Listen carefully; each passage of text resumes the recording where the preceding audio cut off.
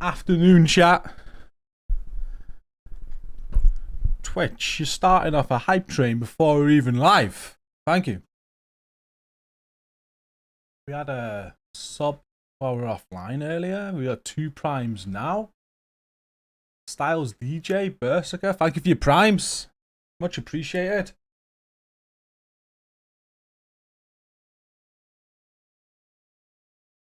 How's it going, YouTube? We're back on X today. It wasn't working the last 2 streams. Fixed it. Ramon, good morning. Street King. Raxo, Stormblade, how you doing? Hey, Jen, good morning.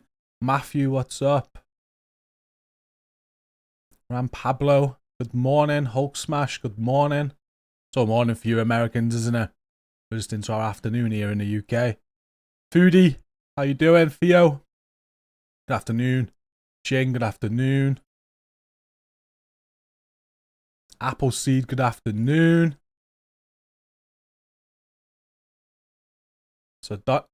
Sardonicus, I hope I didn't murder that. Good afternoon. Rowdy, good afternoon or good morning. Afternoon, Ricardo. Is that the new merch? It is. GCROCK, don't wipe. It is. And Team GC cap. So overall, I remember you. How you doing? About job interviewed out.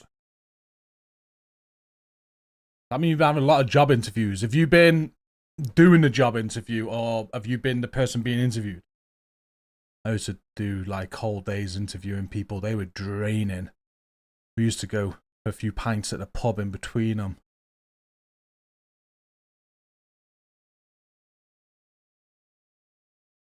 You are being interviewed. Oh, good luck. Whatever it is, what are you going for? Good luck. 8:45 a.m. for breakfast for Ram Pablo. What's up, Dark Fleetwood? Oh, did we hit that hype train? Oh, we did. Twitch hype train level 1. Thank you. Another prime. Let's catch up with you as well. For flip's sake of a prime, thank you. How's Twitch doing? By Zombie, Shrewd, morning, afternoon. Not the one, how you doing? Ah, Matt Goes Buck, good morning. First time in chat. Good to see you. Darth Battle. Roggy, good morning. Afternoon, Phil. Good morning, Beals. Tatman, just wanted to say thank you to you and your community. Whiskey Bravo and his team took me through the raid for my first time and I got the EB. Dropped the RAV and the reg from caches, so I'm happy. Thank you. No problem. That's an awesome to hear. Bolscar, what's up? Master Chief, good evening. What time is the Brooklyn DLC? Tomorrow. I think there's going to be, they're going to talk about it now in this stream that we're co-streaming. But I imagine, they say it drops at like 8 a.m. Central European time. But I imagine there's some maintenance got to a new season. So my guess is we'll be able to buy it first thing in the morning. So that's like 7 a.m. UK time. But then we'll have to wait for the maintenance before we can play it. That's my guess. Hopefully they'll reveal all in this stream today. Morning, Alik. Subbed a tier 1. You've been subscribed for 12 months now. Thank you so much. So Donicus is dropping 5 gifts as well. Thank you. Hype train level 3, guys. Thank you.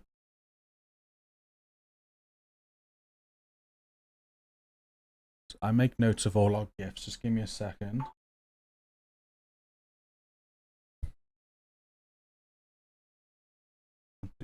Five. There we go. Thank you so much.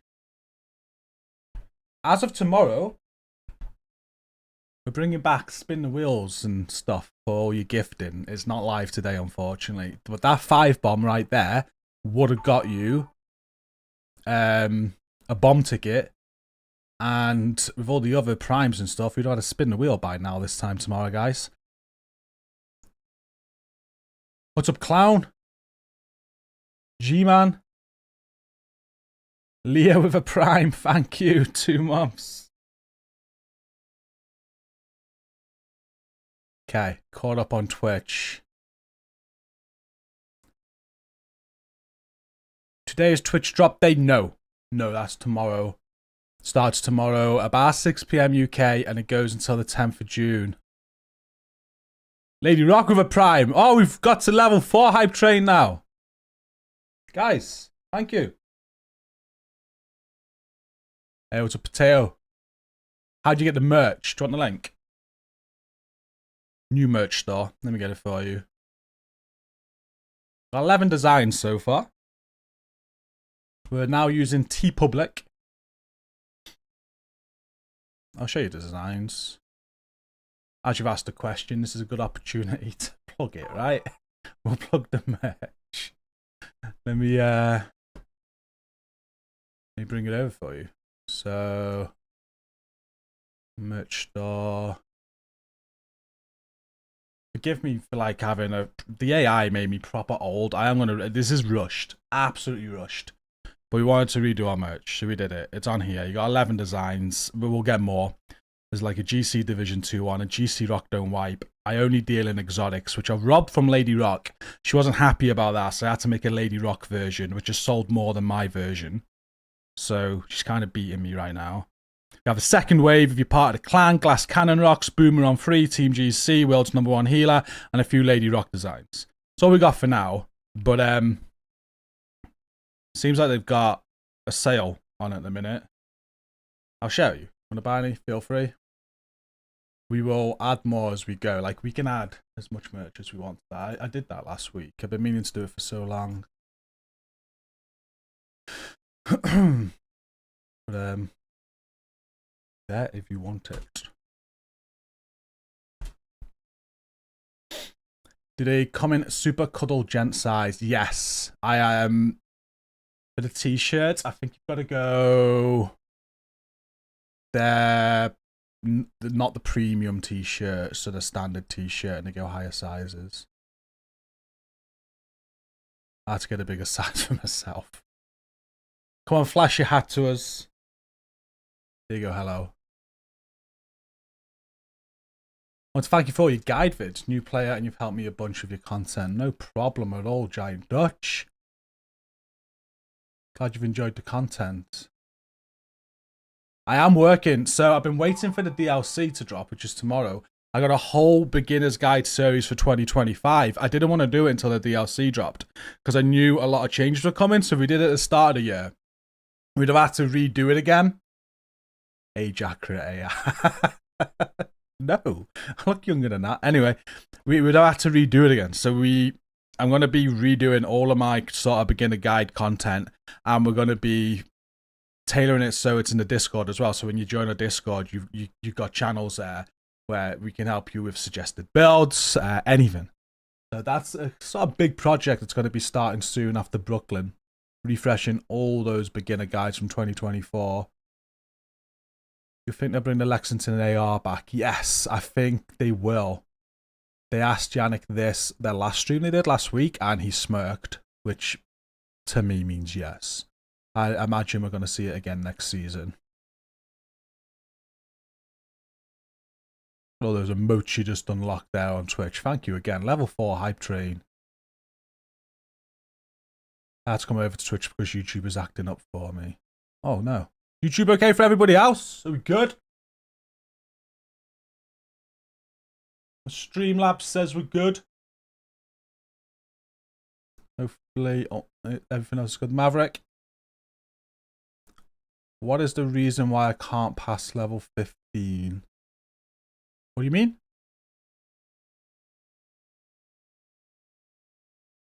Do I have any names to a new PC raid team for Team GC? No. We'll be discussing that as we go, though. Spirit Assassin's Creed has just subbed at tier 1 on Twitch as well. Thank you. Guys, you'd think that it was DLC day today over on Twitch with all this support coming in right away. Thank you. I want my cap GC is better than Penny. That was a thing. See, now, when stuff like that happens, we can get the merch up right away because of AI. I never used AI for years. I was like, I don't need AI. And then I started using ChatGPT couple of months ago. And I was like, okay, this can be of benefit because I'm rubbish with graphics and everything. So I just, ChatGPT helps me create it now so we can get things done much quicker. Because if you pay it's kind of sad in a way because it's taking work away from proper designers, and that's the other side to it. But they're expensive. Whereas ChatGPT is £20 a month. But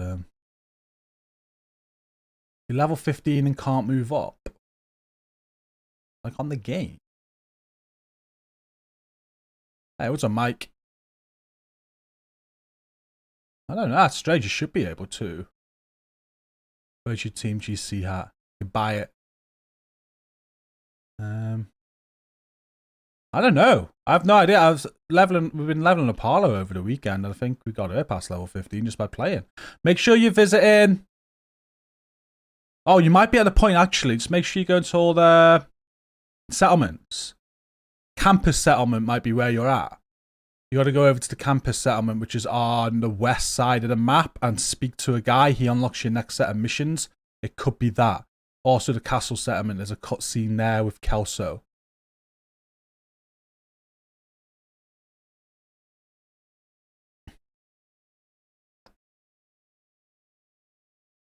No sleep till Brooklyn, baby. Hyped as fuck. We're excited, yeah? We're excited. Rowdy, thank you for your prime. 24-hour stream tomorrow. Yes. Yes. So tomorrow we will be going live as soon as, really. Like, if there's a maintenance, we'll be going live during the maintenance. It'll be a minimum of 24 hours. We'll play some Division 1. Might even start again. Go through Brooklyn on the Division 1. Who knows? We'll do something. And then when it goes live, we'll obviously start with the DLC. And then we've got the new season as well. So we've got the new season grind to do. We've got loads to do tomorrow. But we'll be going live as long as we can. Lady Rock was meant to join me, but we've got a lot going on at home.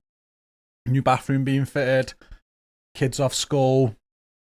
So she'll join when she can. Obviously, Twitch drops are on tomorrow. There's another thing tomorrow which I can't share with you until tomorrow, but keep an eye on the Discord. Tomorrow we're getting some new overlays. I'm working on this tonight, so one of my current tasks, we've redone Twitch, by the way. Not sure if you noticed, but if you go to the Twitch channel, I've redone the About Us and everything. It's changed, all the logos have changed. Our Twitch points haven't came back yet. I was looking at them, and with our new sort of gift reward structure, the Twitch points kind of conflict. So we'll get to them at a later date. But next thing, stream overlays. So we're going to be changing this overlay. And when we go to our live scene, this is changing as well. We're removing that banner from the top.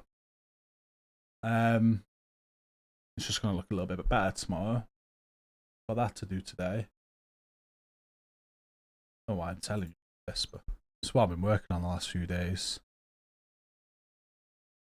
ChatGPT in French basically directly translates to cat wheel. Oh, cat wee. Okay. Cheers for that, Addy. It's a large one. Is this the real channel or the fake one, Cave? I was waiting for someone to mention him. I'm as fake as they come. Honestly. What's a buck? You get a bear. No problem. I remember your name. Grady, good day.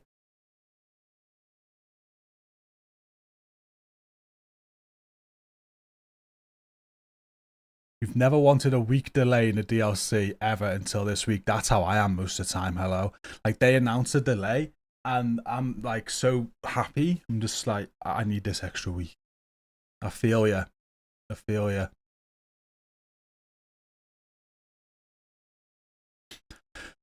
Saw the poor vid yesterday where a certain Von Doom went nuts on other content creators. I believe you were mentioned too. Not sure. Not by name. I have been in the past, so. Should we touch on the KVD stuff very quickly? It's blowing up, right? So, there was a video shared recently of a live stream where he absolutely rips into a lot of content creators that got taken to Sweden. I was one of them. Name drops a lot of them. I wasn't name dropped, I was the one taking that photo. Have you seen that photo where they're all in the Division jacket? I was taking it because I'm not one for photos. There was a separate photo that took, but I didn't have the jacket on. Anyway, absolutely rips into them, goes off on one, just loses his shit. And I think Nothing But Skills posted it on X a couple of days ago, and it's obviously blown up again. And then he's also done a video, which rightfully so. I'm glad someone's replied to it. But I guess what I'm going to say, I know a lot of you support KVD, so I'm going to remain respect. I think as an influencer, I don't want to speak too negative about him or about it because you guys support him. We're all part of one big community. You watch so many different creators, okay? And I don't want to influence your decision in any way. But just in regards to all of that that's blown up in that video, like, it's embarrassing. At the end of the day, I think it's embarrassing how he can, like, he shouldn't be like that. Very embarrassing. I've not liked him for years. If you followed me for a while, you know I blocked him years ago for similar sort of shit. He seems to like to get in everybody's pockets and try and tell you what to do. And, like, I blocked him after I had lots of messages from him and others in his group on one of my videos on YouTube because my wording was similar in a thumbnail. And I was like, fuck this, block. But, like, the guy just needs to focus on himself. I don't know why he does it. It was embarrassing to watch, though. Absolutely embarrassing to watch. And I'm glad some people have responded to it because these people he's calling fake and he's got all these facts for, he shared no facts at all. So, whatever you want, but I don't want to influence your decision. I think it was a very, very poor thing of him to do. I hope he apologizes and I hope he learns from it and I hope he can go on in the future and he can stop tearing into other creators because it's not a competition. We're all part of the same community. We can grow together. We can collaborate. We can have fun. We don't need to be dickheads to each other. All I gotta say. I thought I'd just say that now. That's all I'm gonna say about KVD. It's blowing up right now. But he'll remain blocked from my standpoint because the last 2-3 years I've had him blocked, he ain't changed. He calls us all narcissists as well. And the funny thing about that, like I'm a professional in supporting mental health, narcissistic behavior, supporting people through that. Like, if there's anybody who looks like a narcissist right now, it's him. That's it. He just needs to be better. Just be better.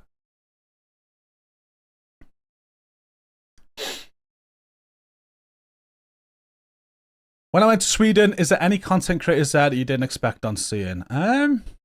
Myself, I was surprised I got an invite, to be honest with you. Absolutely surprised I got the invite. But no, the people are seeing I expected. They were quite, like, they're quite well known within the community. It's not just content creators. So they invited people to Sweden. Like, there was Splinter Shield, he does cosplay.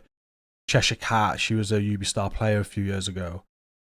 So yeah, it's just Nothing But Skills. Obviously expected to see Nothing But Skills there, and solid FPS. He's been quite big throughout the Division 2. Like, he was the first one to complete the raids and stuff. And Gaming Brigade, Rogue Gold, obviously. Yeah, I expected them all to be there. To be fair, you'd like to see more. Like, I'm sure they'd have liked to invite more as well. I was privileged that my name was on the list. I was surprised I got the invite.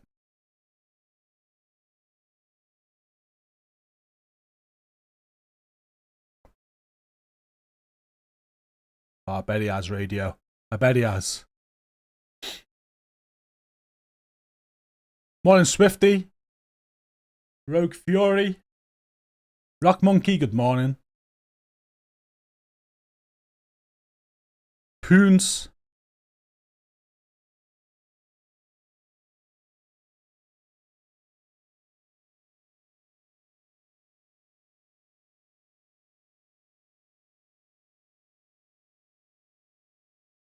Pretty much Ghostwriter.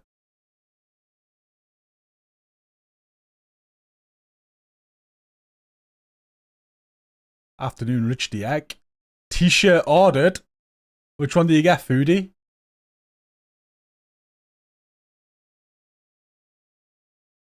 That's the other side of it. I will touch on that. This is the other thing. Like, it ain't a defense, but, like, it could be mental health issue side. It really could. And with that, the guy may need some support. Like, we can't just lay into him.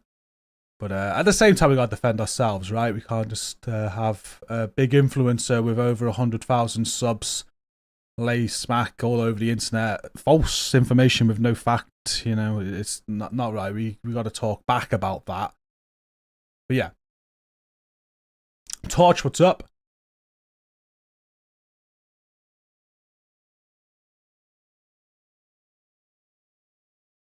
Yeah, I've been keeping up to date with Sergeant Greybeard. He did have a health scare recently. Much love to the great guy.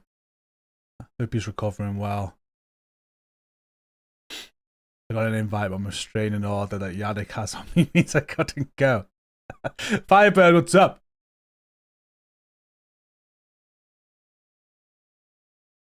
Second wave is you in the clan. Oh, thank you. That's the next one I want to buy.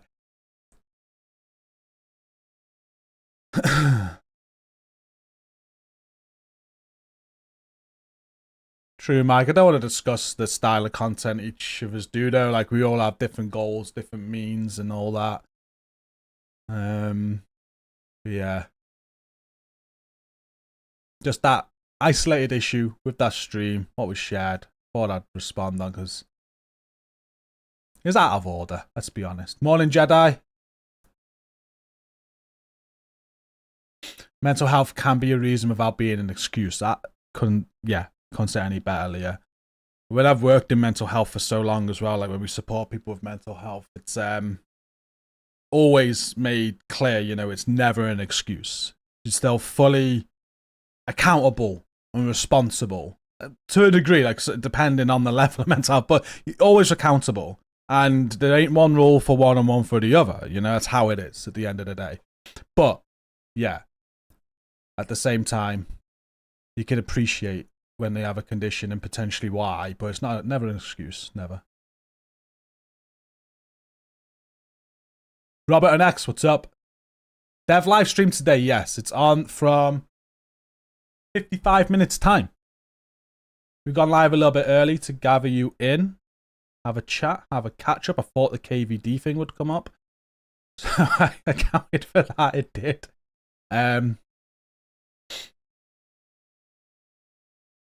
So 55 minutes. How we do these live streams, when it goes live, we'll watch it together. I don't talk over it or anything. We have a chat afterwards and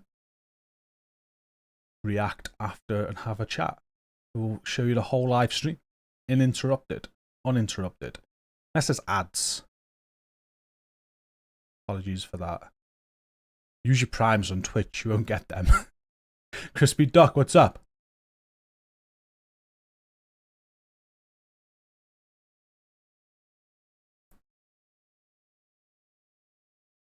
TSW, the home of the law guy. Yeah, that's some breaking news, actually. This weekend, we raided on Saturday night, and we did it for MC Guns. I've owed him a raid for over a year, and NGN jumped in, the law guy, right? And he never had a clan. He is now part of TSW only clans. I don't care how long he is, he might leave us, but we've had him with us for at least a weekend. What's up, Cobra?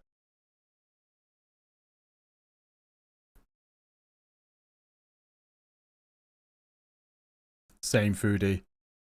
Same. Pretty sure I'm ADHD, not diagnosed. Just the more I've learned about ADHD, I got it. Potential autism, but very low on the spectrum. And that mixes in with ADHD a bit, doesn't it? Just again, just knowing and working with it and knowing all about it, but also the depression side. And yeah, never ever use it as an excuse or anything. Always responsible and accountable for what I do.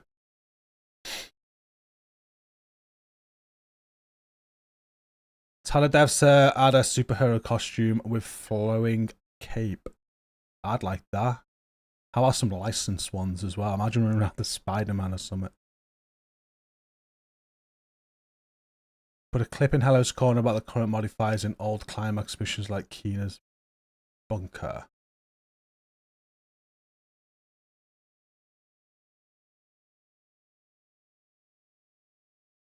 Okay. I'm with you, because you can't have modifiers on when you do old ones, can you? I'll have to check that out. Again, a new mask that is similar to Alpha Bridge. Do you think they should do more exotics that are similar to Div 1? Yeah. We spoke about this in Sweden with them, and I don't think this is on their end. Yeah, they're always putting thought in what they can bring back from Div 1 to Div 2. They don't want to do copy and paste. A lot of stuff they can't do copy and paste because of how the game is, but they look for ways of reinventing something from the Division 1 and the Division 2 quite often, and when they can make it happen, they do make it happen. So maybe expect more.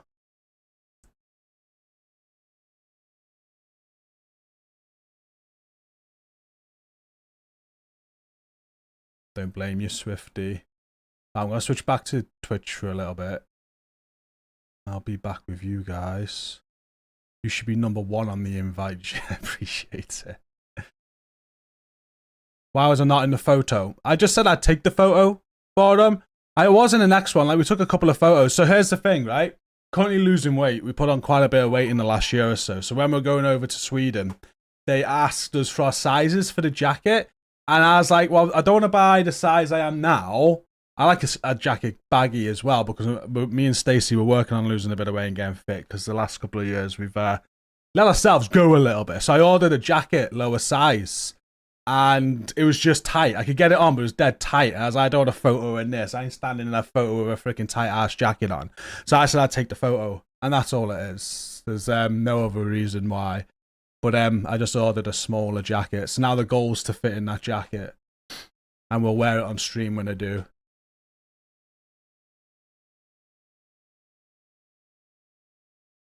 Oh, cheers, K-Gun. You create a community to help many players over the years. If you didn't get an invite, I'd be stunned. Thank you.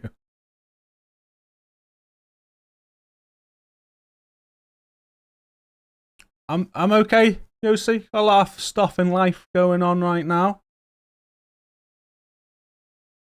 Good to see you guys back raiding for sure. I forgot to write back to yeah, I was in communication with one of you guys. I need to write back. I started for starting the KVD shit. No, don't be. I knew it was going to come up today.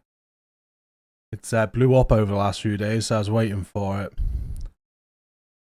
Incoming, if you want someone to raid you, my dad's doing a charity stream on the Division 1 all day today. Doesn't know I'm saying this, but it'd be funny if you dropped. I'll look out. Can you send me like his link in DM, please, incoming? Because he might not show up. Swish Grinch, what's up? Afternoon Pilot. I'm autistic. A lot of people are undiagnosed. It is. Like, I know I've worked with autism for about 10 years. So I know it. Yeah, I definitely got some traits, to tell you that. But I think it's more ADHD. I'm that kid that when I was younger, when I don't do it no more, but I used to, there are things I still do, but I used to flick the light. I had to flick the light switch so many times. I just had to. Like, it was a thing. It's like it had to be flicked 4 to 6 times or something when I was turning it on and off. And then one thing that did stuck, when I eat food, it's got to be evenly distributed to each side of the mouth. It's crazy. Little things like that. Morning from Brazil. Morning. Or is against terms of service to talk crap about streamers? It probably is. It probably is. He does need to be careful because he has a Ubisoft partnership, doesn't he? Spoke about it a little, Ghost Swiss, when in depth, but yeah, I thought the whole clip was embarrassing. Needs to be better. I have to start and finish every journey with my left foot. There you go. Stuff like that, right? Yeah, I used to have a lot of things when I was a kid, which was like autism traits. But they went as I were, apart from the eating thing stuck.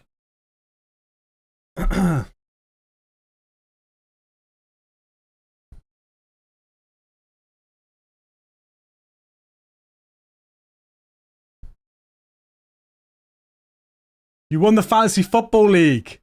Rich the Egg. Most of you aren't going to be bothered about this. But we have a fantasy soccer league. We've done it. It's the 3rd year. CMC won the league the first 2 seasons, and him and Rich the Egg were like neck and neck coming to the last game. And Rich Run. Go on. Happy for you. Happy for it would have been happy for CMC too for 3 years running. That's awesome.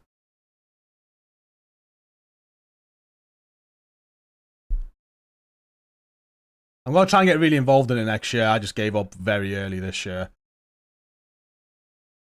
We will be doing a 4th year, and I will try and be more involved.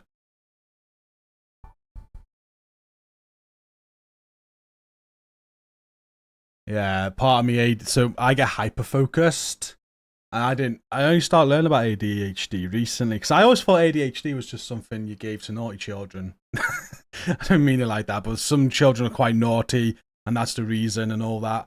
Whereas when I actually started looking into it recently, one of the things is hyperfocus. I get that. So last night happened. I was listening to Hello on stream, and Hello's going on about her Twitch problems.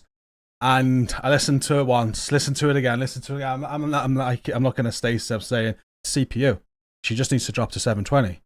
That should fix it for the time being. I was like, right, I got to tell her. So I started to go into a response to your hello on your Twitch. And I'm messaging you, and all of a sudden I'm hyper focused. Harlow's behind me watching music. I don't know what she's asking me. But by the time I finish messaging you, I think I sent about 4 or 5 messages. Turn around, and Harlow's crying. And Stacey's just like shaking her head. Apparently, Harlow's trying to get my attention for like 10 minutes. And I just completely zoned out, well, hyper focused into replying to you. It's crazy. Scary as well. It's mad. Like, I did not hear her at all. But that's what it is, isn't it? That's one of the things I get with it. Claim of hello is medication for whatever I got. You activate G and disable G and it keeps modifiers active. Okay.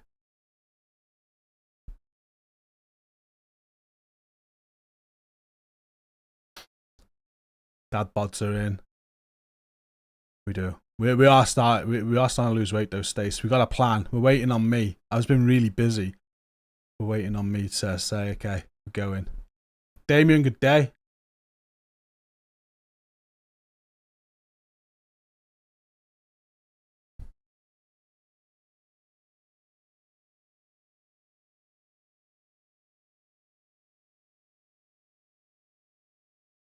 They should have more Division merchandise, shouldn't they? Should. Imagine how many jackets they'd sell if they brought that jacket out. My prediction for what the devs will reveal today, I think they're going to talk more about the DLC tomorrow, give us proper times, maybe let us know there's a maintenance. Just let us know how tomorrow's going to go. I imagine they're going to have a season trailer or a DLC trailer to show us. And they'll be answering questions. That's my guess. There's not going to be anything hugely surprising today. It's just going to be DLC's out tomorrow. Here's a trailer. We're all happy. We can't wait. That sort of thing. Here's what to expect tomorrow.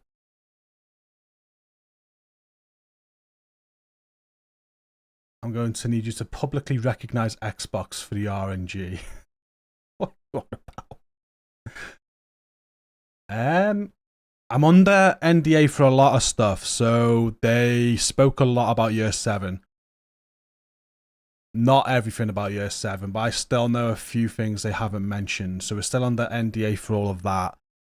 There's something extra coming tomorrow that I can announce tomorrow, which isn't too exciting. Like, it's just something that, yeah, nothing major.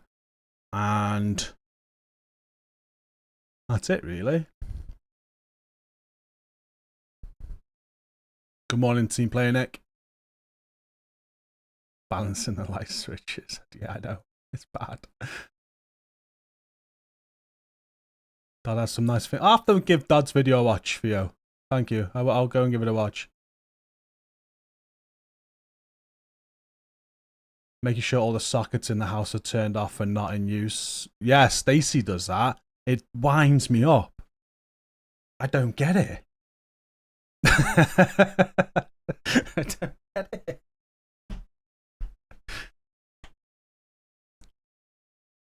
But it's her thing. She's got to leave all my like I tell her my setup doesn't get touched. They stay on forever. She accepts that.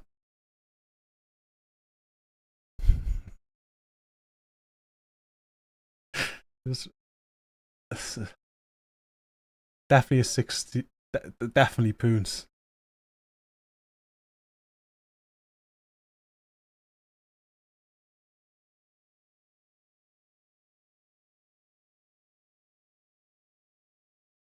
Hey, what's up, Janik? Always good to see you.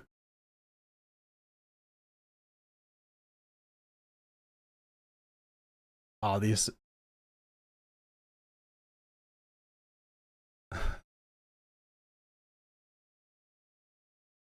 Greetings. Zombie, how you doing? Just got the last raid exotic I needed to finish my collection. Well done. Aimbot Billy, how you doing?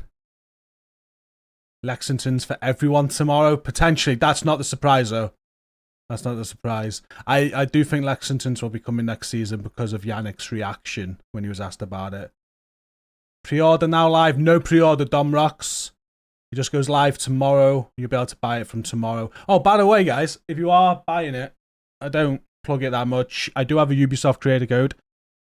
If you're using someone else's, by all means, go ahead. But if you're not using the Ubisoft creator code tomorrow when you are buying the DLC, it's only through Ubisoft Connect. So if you're on console, you can't do it. But just put GCROCK in at checkout.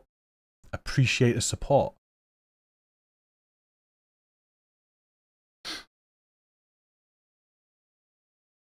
Go Rogue, how you doing? It is in another 39 minutes. I was going to play some Countdown, but I'll probably just be chatting until it goes live. Let me load up the Twitch. They'll start a countdown at some point.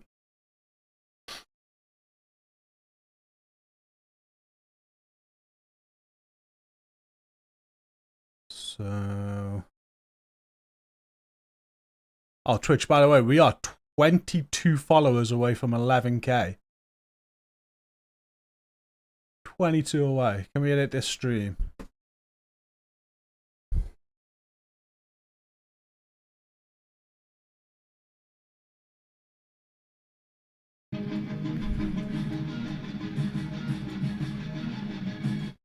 Okay. It's going to be on their main Twitch channel. I've got it up ready to go.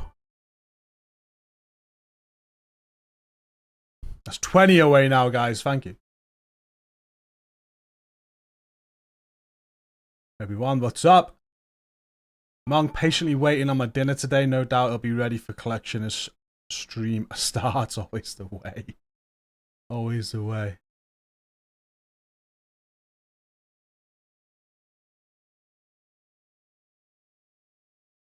When leaving the house, I normally have to check the front door numerous times before I leave. Even get back out the car sometimes to go check. That's Stacy. Derpy. She's the same. She's like triple. Yeah, she just said it. Triple checking doors all the time. I'm just like, we're done. We're fine. I locked it. Sometimes I forget. Hey, what's up, TFL? Make sure you post what we should put in, G. Well, what I'll do to you, well, I've got some community Discord announcements to make today. Plans for tomorrow. And I'll be telling, I'll let you know about the GCROCK UB code.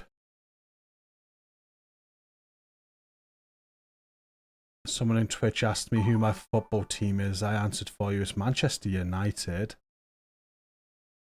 Eraser, what's up?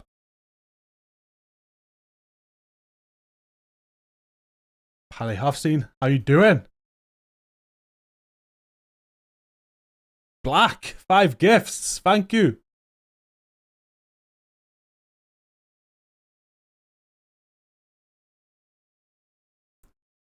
Guys, Twitch, you're killing it today. Like 19 already for the day. Thank you.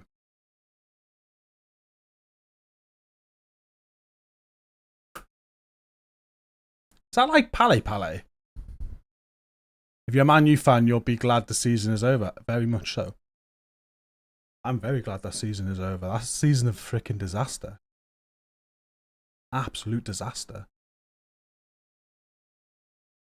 I haven't attempted your £1,000 legendary challenge yet. You know what, though? Last season would have been the one to do it, Mike. I could have, like, absolutely... With the global event, not global event, seasonal modifiers, 4 DPS on legendaries, invincible shields. I could have been £1,000 up, Mike. But no, I want to do it proper. We haven't tried it yet, no. 20 months, Grady. Thank you.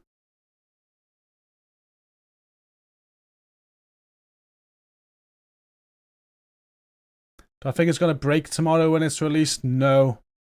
They have a good record of big releases. I don't think they've ever had major issues on a big release. I had to tell someone this on X the other day. Someone on X posted, what did they post? Guaranteed 24-hour downtime. They always mess up on updates. But when you look back, Division 2 came out, worked fine. All year one content on their year one track released without a hitch. Dark Hours was fine. Warlords was fine. They had a little glitch on Warlords. There was a progression issue at one of the safe houses. And that was an issue. But I think they fixed that quickly without even any downtime, if I remember. It only happened for a few people. Then after Warlords, we had Iron Horse release, which is fine. We had Countdown fine. Descent fine. Incursion went absolutely fine. And I think the only issues we've had is on weekly maintenance. So we've had a few weekly maintenances that have had a few hours delay. And we've had that one time, which it happens once and everybody thinks it's happened a million times. It only happened once where they went down for 24 hours. And they kept communication going throughout the whole time. And apologised and explained it all. So I think the odds are, saying that, tomorrow will go without a hitch. Well, there'll be some bugs. There always is. But I'd expect it to work fine. Be playable. They do have a maintenance. Hopefully, worst case scenario is just a couple of hours delay or something. They got Twitch drops going live at 5 PM UK. 5 or 6 PM UK. So, should all definitely be sorted by them. I'm not a Spurs fan.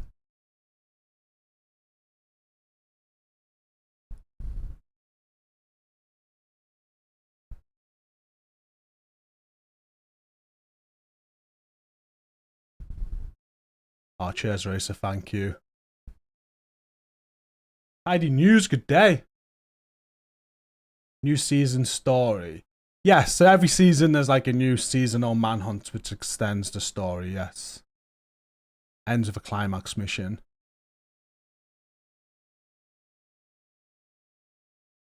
Do you think the servers will handle it? I think so. They'll be prepared. Countdown was... I don't remember Countdown being bad on release. We smashed it. Oh, it has the freezes and the deltas. That's still a thing today, isn't it? But like the game was playable is what I'm saying. The game was playable.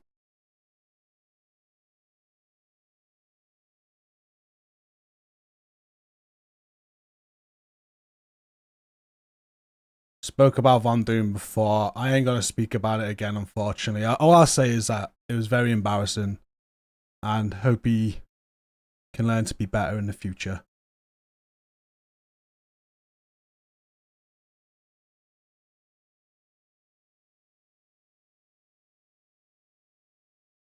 Love the fact it's bringing back a lot of players and getting more new ones. Very true.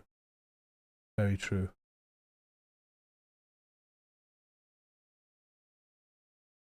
Black, again, thank you for the gifts, man. Well, in fact, Black's in chat yesterday.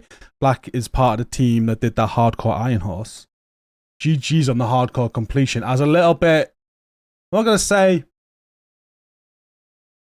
I'm not displeased, but I wanted there to be one of those moments like there was in your Dark Hours run, where it was like, oh shit. And there wasn't. It was so clean. You guys smashed it. Buddy and Lucy on your Dark Hours run was so clutch. I'm streaming from my own apartment. No. House? Yeah, house. I'm in like a little box room.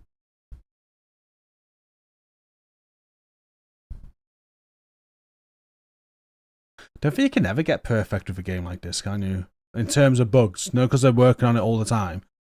Like I notice with any live game I've played, there's always some bugs. It's code, isn't it? You play with code, it messes up. And just basic code messes up. I do website code and it messes up. It's silly. So like, yeah, I don't think you can ever truly be 100% bug free when you're constantly updating the game.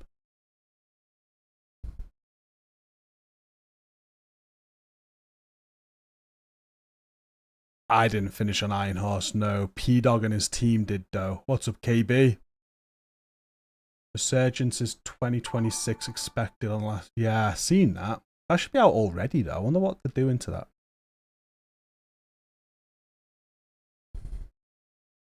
Devs start in 30 minutes. I've got this up. Should we have a quick sound check?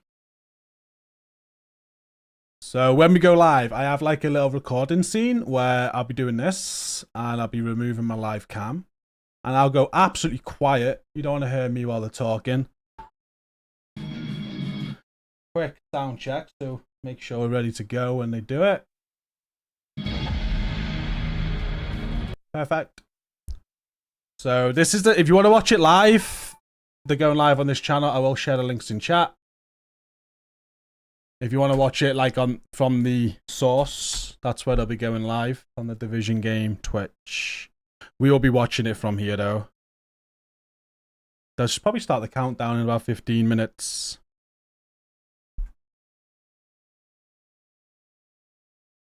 We'll keep it on this one now so you don't see my big head.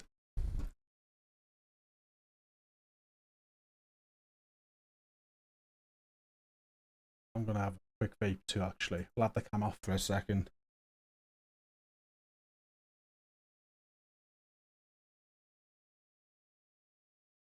I think when they mess around with Shade Watch game going to break. Yeah, they are fixing the Shade Watches. There's got to be, there's always issues. Like, how I think about it when it goes live on like an update or something, is it playable? Like, there's going to be bugs, which they're going to take like a few days or a week to fix. There always is. Let's hope there's nothing like game breaking though. That's the thing you don't want.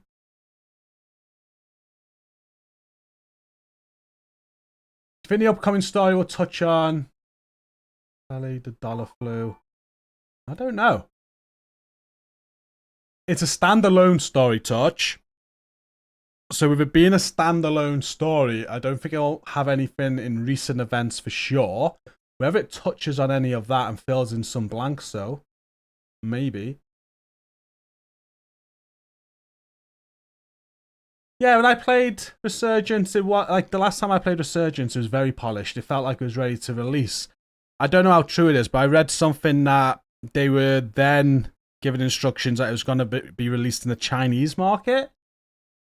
I don't know how true that is. So if that was the case, because I know the Division 2 is in China, right? They have a Chinese version for the Division 2. I don't know whether they went back to the writing board because of that. That was one of I read it on Reddit, so you know it's Reddit. Don't know how true that is, but that would explain like the big delay in why Resurgence has been pushed back a lot. Brooklyn Challenge, all missions, all red build, no down, £200 per hunter, solve day one, extra £100 each. I'll do my best, Mike. I'm probably going to be solo tomorrow, so there's probably going to be downs. I will do my best. Oh, definitely, Alex. I took it all with a pinch of salt. I know what we do here is awesome. I don't need to explain myself to anybody. We've grown a very, very good Discord community. It's 41,000 members now. We're more of a community than a YouTube channel. The YouTube channel, Twitch channel is secondary to what we do. So my focus is a little bit different than these other creators. And I know what we're doing is good. We're not going to stop, even if some other people think we're fake. I know we're not. Dev Stream Dance Soldier is in 25 minutes. Chinese Div 2 is awesome. They have DZ raids and bosses. I know a lot of people tell me, and don't they have like different difficulty for raids as well? So you can, is it legendary raids they have? I've seen a lot of the apparel that they get. I'd love the dinosaur suit. Yeah, cosmetics are awesome. I seen they go a bit like what did they go? The game thing, First Descendant. Not as bad as them, but they go down that road with the skins.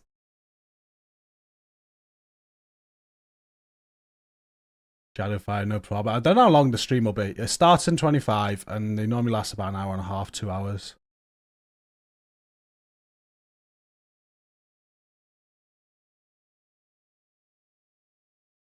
No, it was embarrassing. It was. He's just got to be better. Hamburger skin. No, I didn't.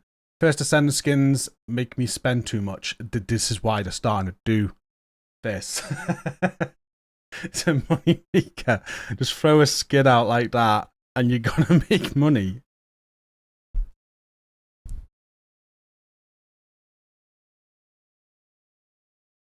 Oh, you've only got 1 day left to get the carapace, haven't you?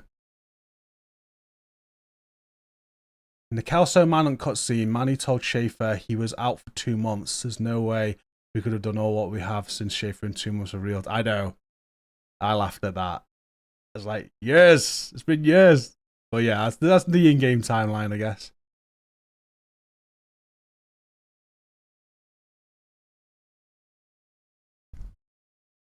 Trying to put together a build together so I can beat this hunter in a Manhunt mission. Oh, those hunters are tough.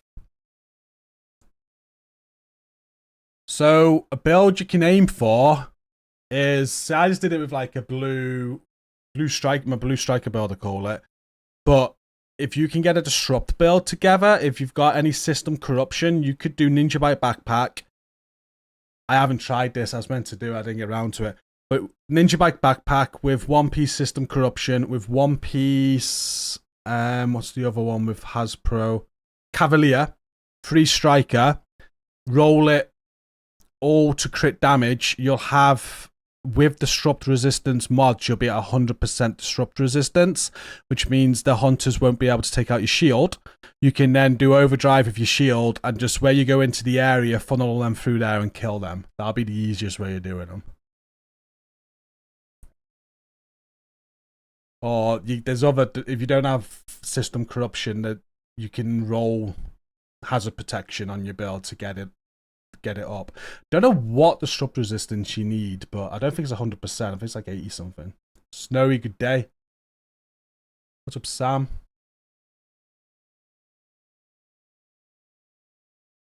I was hoping the bunny outfit last season was going to be like the one from Free Guy. I know, I was hoping for like a proper full-on bunny outfit. 80% needed, Mike says. So there you go. 80% hazard protection. But if you look at your hazard protection, it gives you all your resistances. You're only bothered about the disrupt one. Get the disrupt resistance to 80% and you're good. I expect there to be plan maintenance tomorrow. They probably announce it in this stream. Nicholas, how you doing? What's up, 6Gem?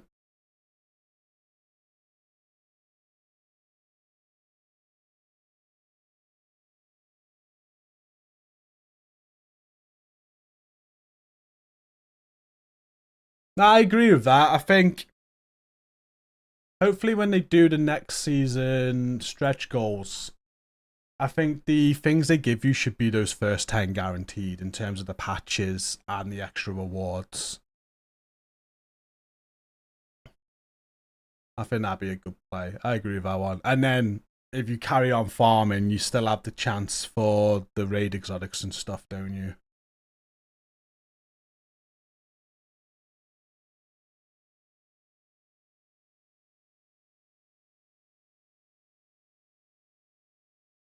Swifty says 1-piece Cavalier, 1-piece Cheska, Ninja Bike, 3-piece Strikers.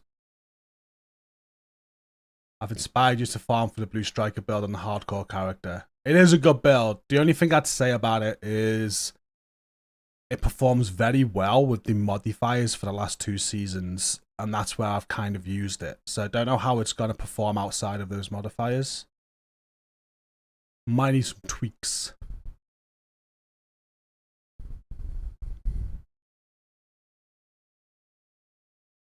Didn't like them adding the raid exotics. Kind of agree, like the raid exotics I think should stay raid exotics, but at the same time it's only 0.5%. Same with the DZ, such a low percent drop chance out of them. So I don't mind that. It gives some people some chance because the raids are quite hard to get into, aren't they? Especially if people don't know about communities like ourselves. So Nicholas. But yeah, the raid exotics should stay raid exclusive, and if they do bring it out, I like how it's only very small drop chances. How come all directives aren't available for DC like they are in the summit? I don't know, they change them every season, don't they? They only ever have, is it 5 active?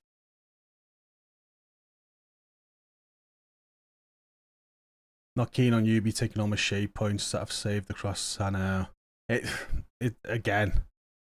That's one of them where I feel that should have been done years ago. I think they know that. Like, it should never have been a thing. But the fact it's been a thing for so long, people are really going to be disappointed when they take it off for sure. One thing they will be working on is, you know, they're going to be looking at future balancing for stuff as well, for sure. Make sure you spend all your scavenging points though before tomorrow, guys, because they will be wiped and replaced.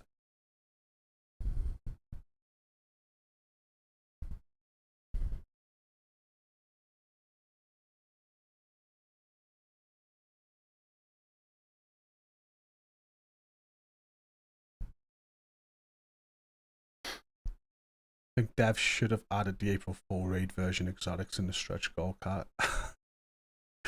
Yeah, but they're usable this time. I was going to say. 0.5% chance you can't use it.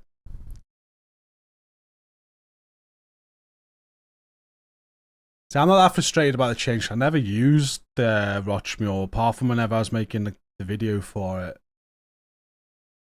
I created the Watchmule videos and that was it. On PlayStation, never touched it. PC, I was going to use a Watchmule on PC just to catch up, but I caught up anyway, just playing. But I do play the game a lot at the same time.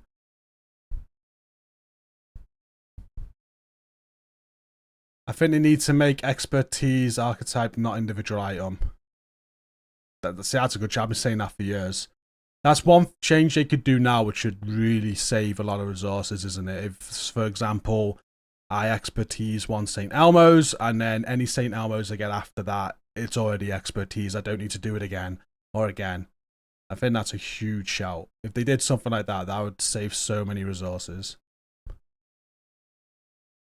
fact there's a new DLC and now consistent patches is a good thing regardless, 100%. They've gone like on an always sort of live model, haven't they? There's always something going on, and I think that's working out well for them. 2,800. Yeah, I think I'm approaching 5,000, am I? Am I over 5,000 on PC now? Might be over 5,000 on PC. My PlayStation's 4,500, and my Xbox I don't talk about.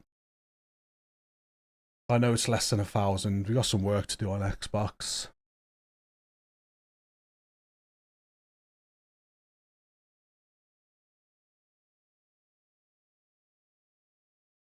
You can never please everyone, this is true. I'll be on board with that. It gets expensive with multiple characters. It does. So I think that's what I mean. Like they're removing the watch mule, and we can't do that no more. I doubt that's going to be it. I think they'll look at data, they'll look at stats, they'll look at feedback, and you know, maybe all this they see, and then they'll make future changes to make the grind not as strenuous.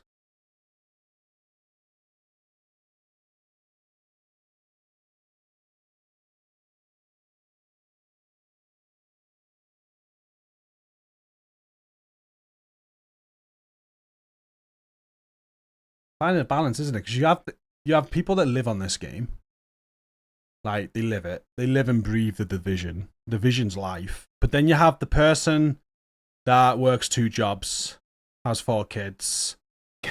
You know what I mean? Gets a couple of hours a week if he's lucky to play the game, and you can't tailor just for that. But you know, you've got to find like a balance where that person can still enjoy the game, and the people that live on the game and breathe it can still enjoy the game. Yeah.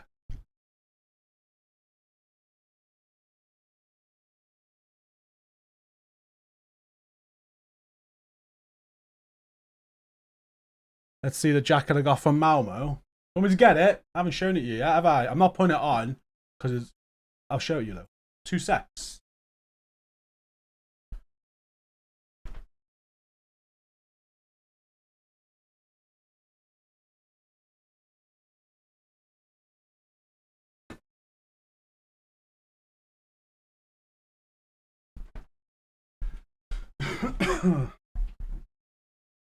It's There it is. Look at the tag on. I have wore it. It's a bit tighter. I just went smaller size, like I said, because I need to lose weight. I didn't want it to be too baggy when I got it, but so you've got like the division.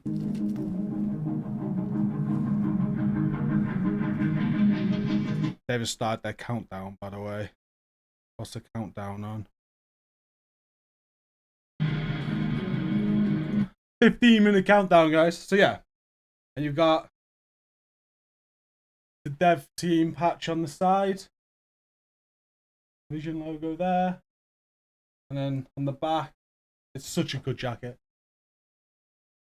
I won't wear this too much anyway because I feel like it should just be framed. I just feel so privileged to have it. Oh, you got massive as well on the other patch on the other side. That's what they gifted us when we went there. We all go on. You're seeing it all in that screen on it. People wearing it.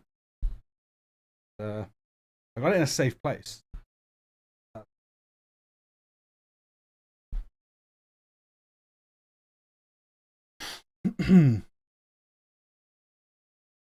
I want that. I know. If they started selling that, they'd have enough money for the Division 3 now.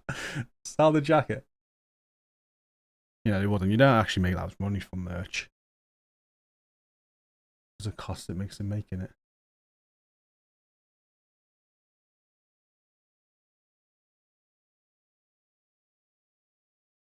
Hey, good morning, Sol.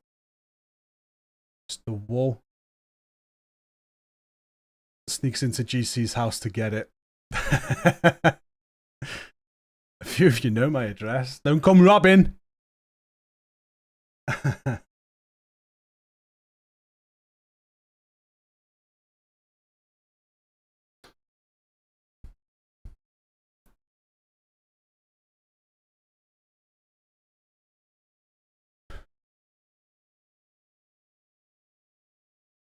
If I get one job, I might be moving your way. Okay. Okay.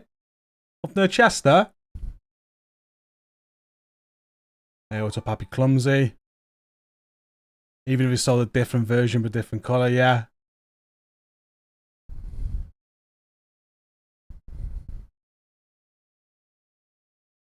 M62 Pardo. Okay, cool.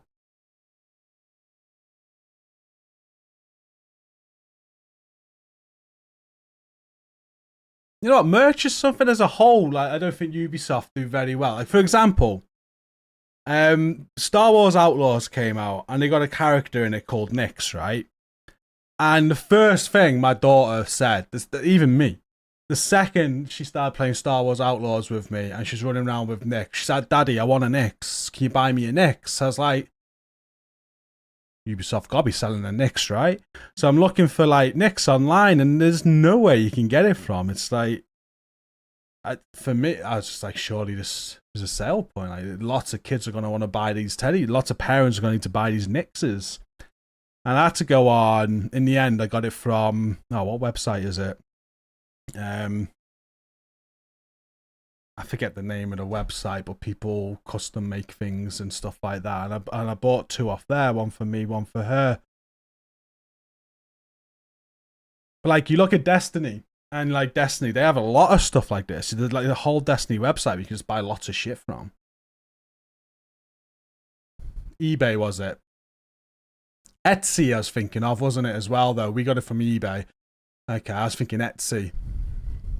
You got me one for Christmas, and then Harlow needed one, so we had to get Harlow one, didn't we? But again, I think with like merch, unless you're getting a ton of sales, it's not a huge money maker. I know, like, just for myself selling merch, we've done that merch store we showed you earlier, but it's very little profit because of the expense in doing it as well. So it's whether the numbers are just not there for them. I don't know. But yeah.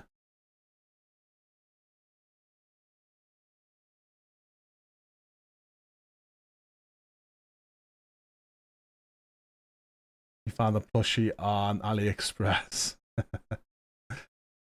Isn't this Daria's area now? Maybe. She has moved over to a different role, hasn't she? In fact, talking about that, we meet a new community member today, don't we? It's 10 minutes to go, by the way, guys. Let's switch to that. Full screen. One final sound check.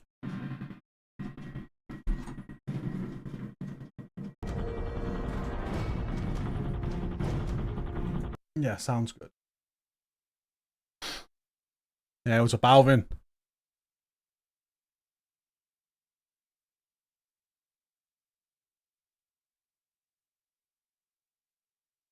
Cheers, Grady. Watching from Japan. Thank you. Don't forget the Lady Rock. Yeah, it's in competition at the minute. Who sells more? She's winning.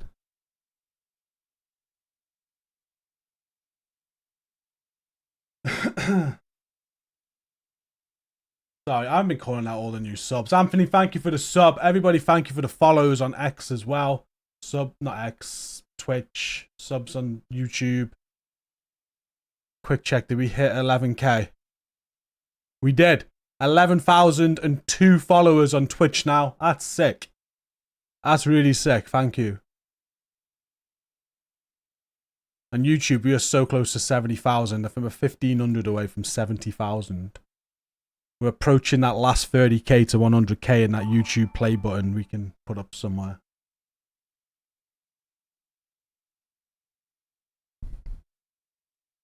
Wet and windy Wales. See, I say Chester. Right? I'm North Wales, really. We live just across the border from Chester.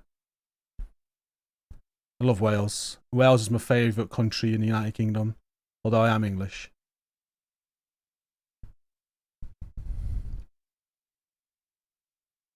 It's just beautiful.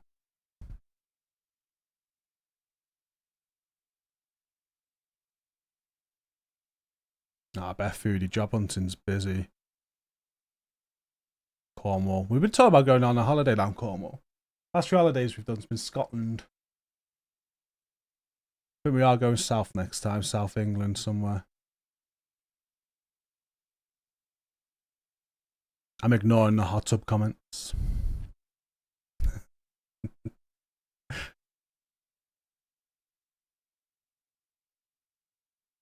Come meet you, Poons. That'd be awesome. Have a beer. Moan about the Discord face to face. Having it through DMs for an hour.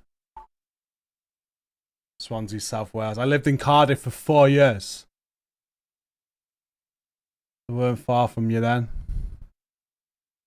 At least it's not Cardiff. Yeah, I was in Cardiff for 4 years. Mansfield, Ohio. We have a Mansfield in the UK too. Houston, Texas. Thanks for watching today, guys.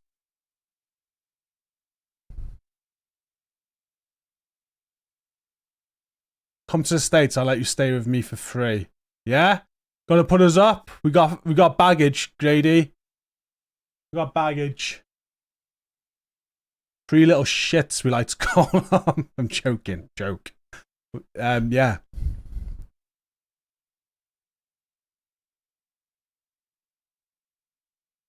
Lisbon, Portugal. You're all over the world today. We even got Japan in here. Are there any drops? No drops today, but they will be live tomorrow. I believe the drops start, I want to say 5 p.m. UK tomorrow. But we'll be doing a whole 24-hour stream.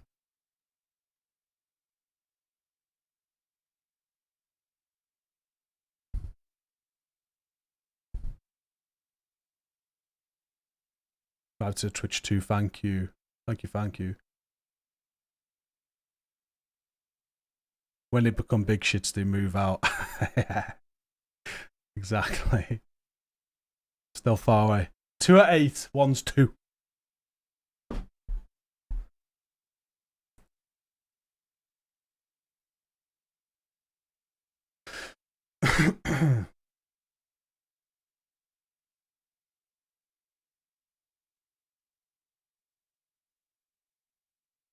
Come and have a beer with Rick and I would.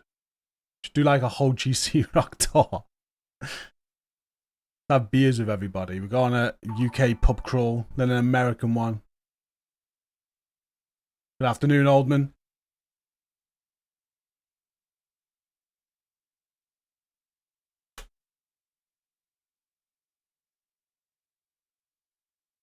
Beans on toast at the ready, County Durham. I follow an artist called Beans on Toast. Not sure if he's from that area. Hey, good day, Bernie. Seriously though, visiting America's been on my like bucket list since young age. Never visited the States, visited plenty of Europe. Amsterdam, Netherlands being a constant visit.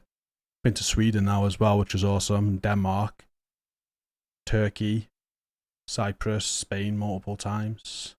Greece. Done a lot of Europe. Only just recently finished UK with Scotland, but America I've not touched. I can't wait. I want to do like a long time in America. I want to say it's got to be when we're bigger on here and a lot of money. I want to go for like 3 months minimum and just travel. So I'm waiting for the opportunity to be able to do that.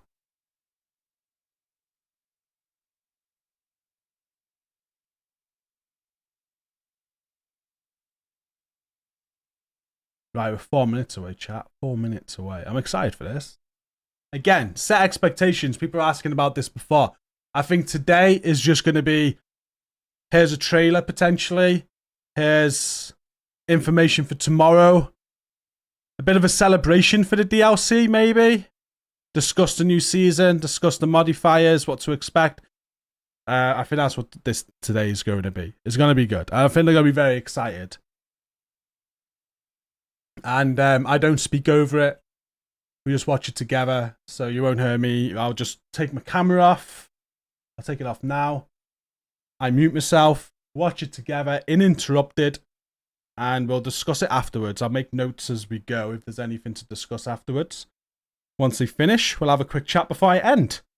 I would carry on streaming. I've got a lot to get ready for tomorrow, so I need to get onto that, go and get tea and be ready for tomorrow. But we'll be live then tomorrow morning, and we'll be going for a minimum of 24 hours. Twitch drops turned on, ready to go. Hey, what's up, Ghost Rider? Always good to see you, man. I hope you're okay. Cross, oh, thanks for your sub. 12 months. You're a legend. Thank you. 20 for the stream now as well, guys. Thank you.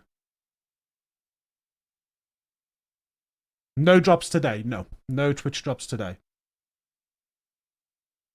MTS from Istanbul. There we go. Thank you for popping in the X chat. If we didn't have kids, I'd move. Yeah, if we didn't have kids, I'd probably suggest to Stacey we move somewhere. I like the sounds of Canada as well.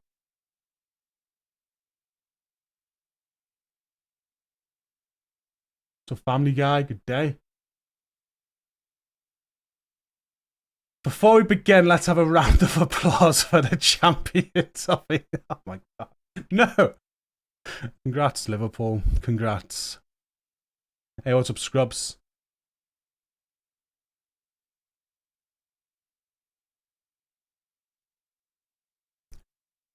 That is, Stace. That is.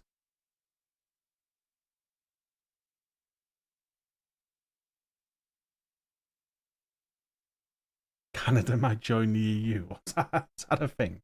I know they're arguing with the States at the minute, though. In all the political nonsense it's there. Holiday there in the States. What a fun way to spend it. Let's go. Well, I'm going to mute myself now. These are 1 minute away. 1 minute 17, guys. I hope you enjoy it. I'll turn sound on. Quick sound check before they start. Enjoy. We'll speak afterwards.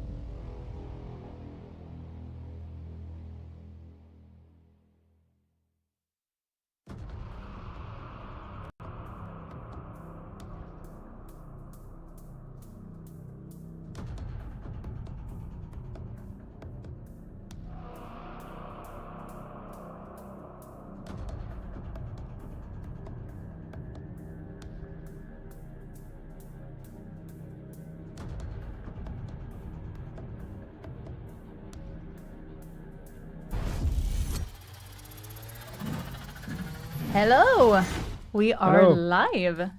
Are we? I hope we are. Yeah, we are. Okay. We have a double launch coming tomorrow, so this is a rather special stream. No, Yeah, yes, we do. I mean, Yeah, it's good. just unbelievable. It is unbelievable. So it's a very special stream. We have the DLC Battle for Brooklyn, and we have a new season, Crossroads. And my name is Anna Isfalm. I'm new here, so I should probably introduce myself. You have met my colleague Leo, who's also pretty new to the team. So yeah, we're super happy to be on this project. It's a project with a lot of legacy. You came just at the right time. Yeah. You didn't fire Leo last time? No, so for people, I was joking about that just before we went live, but last week we did a stream and I joked that Leo was fired. If Anais is here today, it's not because Leo is fired. No, we're actually 2 community Congrats, members. we have 2 com devs. Yay. Amazing. So let's take a look at the agenda for the stream today. So we will begin with the Battle for Brooklyn. We will have a world premiere for the trailer, talk a bit about the story, the gear and skills, and announce a little contest. Then we will move on to the seasonal content, so Crossroads with story, seasonal journey, exotics, some gear, the season pass, quality of life updates, some cool events happening, and we will end with the dev diary. Yes. Yes. So I think we can preface all of that story by saying that if you've been following everything, this is probably going to be a big recap of everything there is to know about what's happening tomorrow. yeah. So Yannick will just again. I'll just go in auto mode and just repeat the same things. But we'll see. Maybe I'll add a different flavor this time. Yeah, maybe. So let's start with the Battle for Brooklyn, the DLC. So before we get into it, we are going to watch the trailer. Enjoy.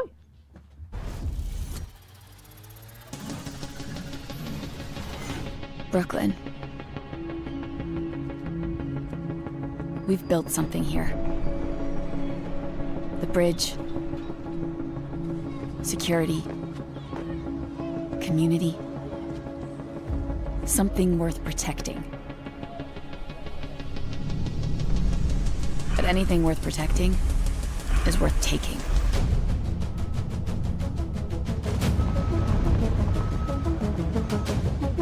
You know why we came here! Find it! And burn everything else!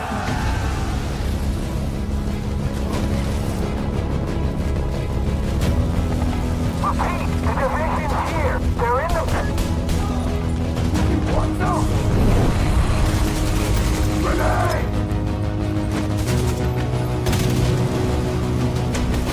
I'm coming for you, Agent! To save Brooklyn, the fight starts here. Security. Community. Something worth protecting. Brooklyn is our home. Without you, it'll burn.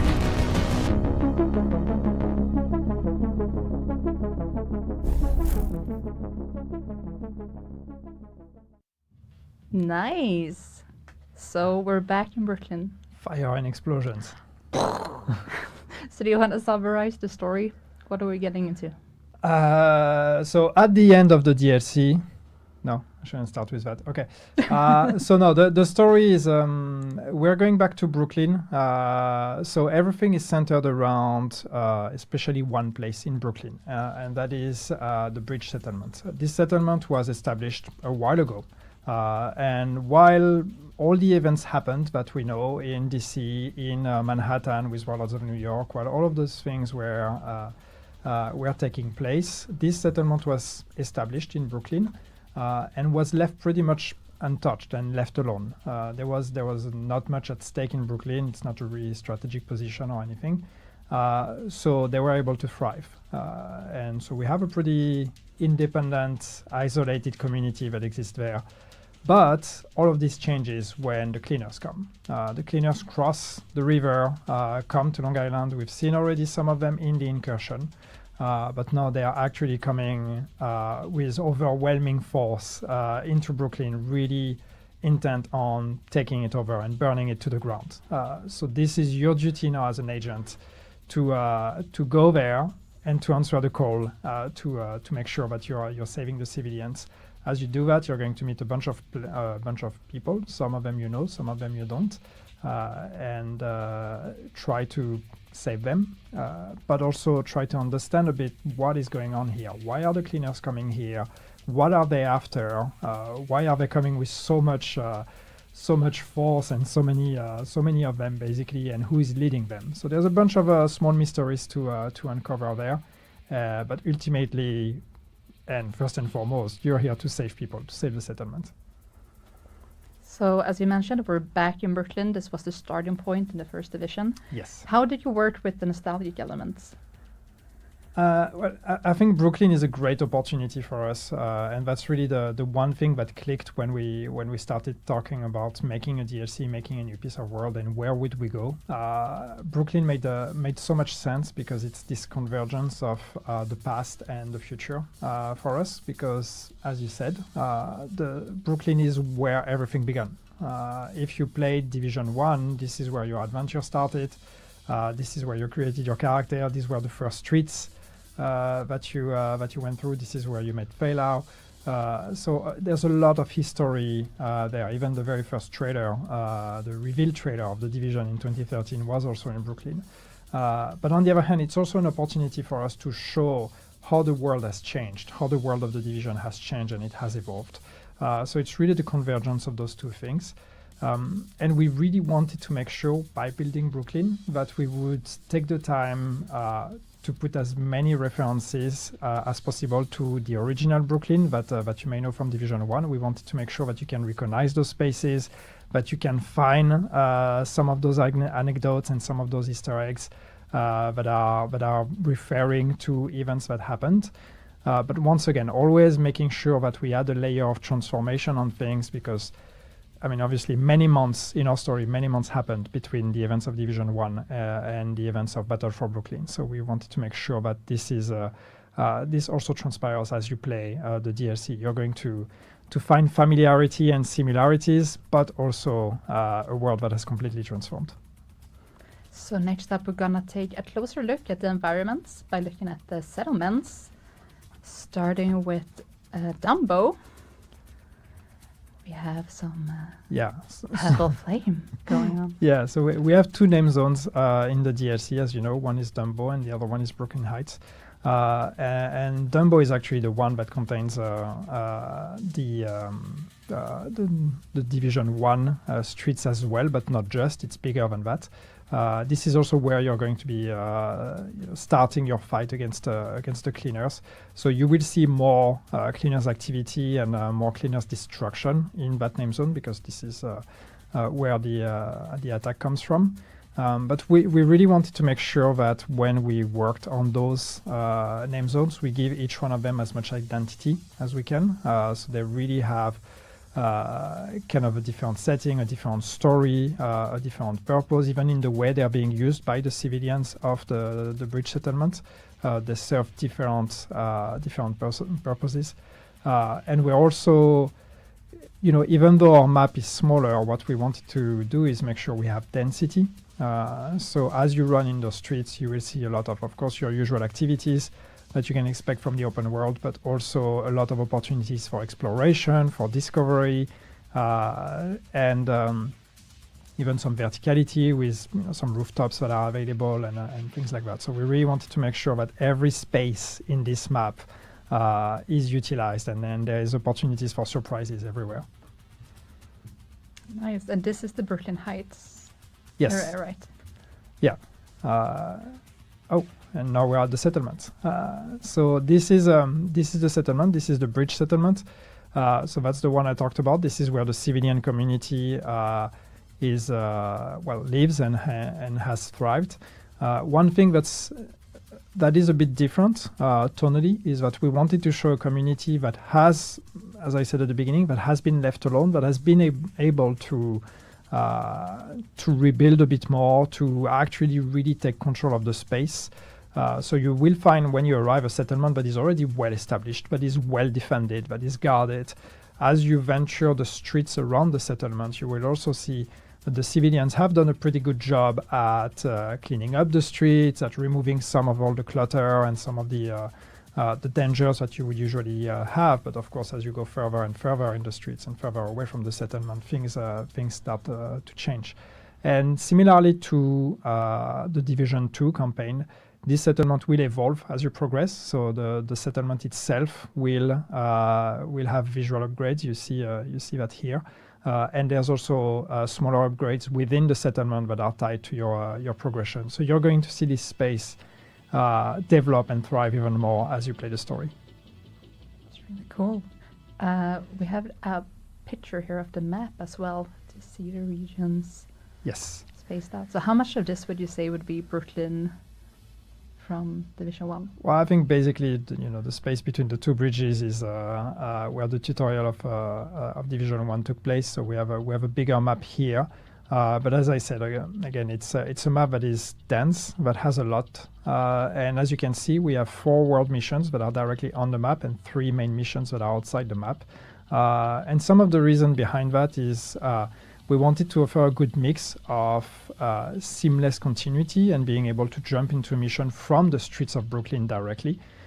So you get the mission from the NPCs, you go to the mission, you can run to the mission and have all the things that happen in the open world that come in your way as well. So there's opportunities for distraction and exploration.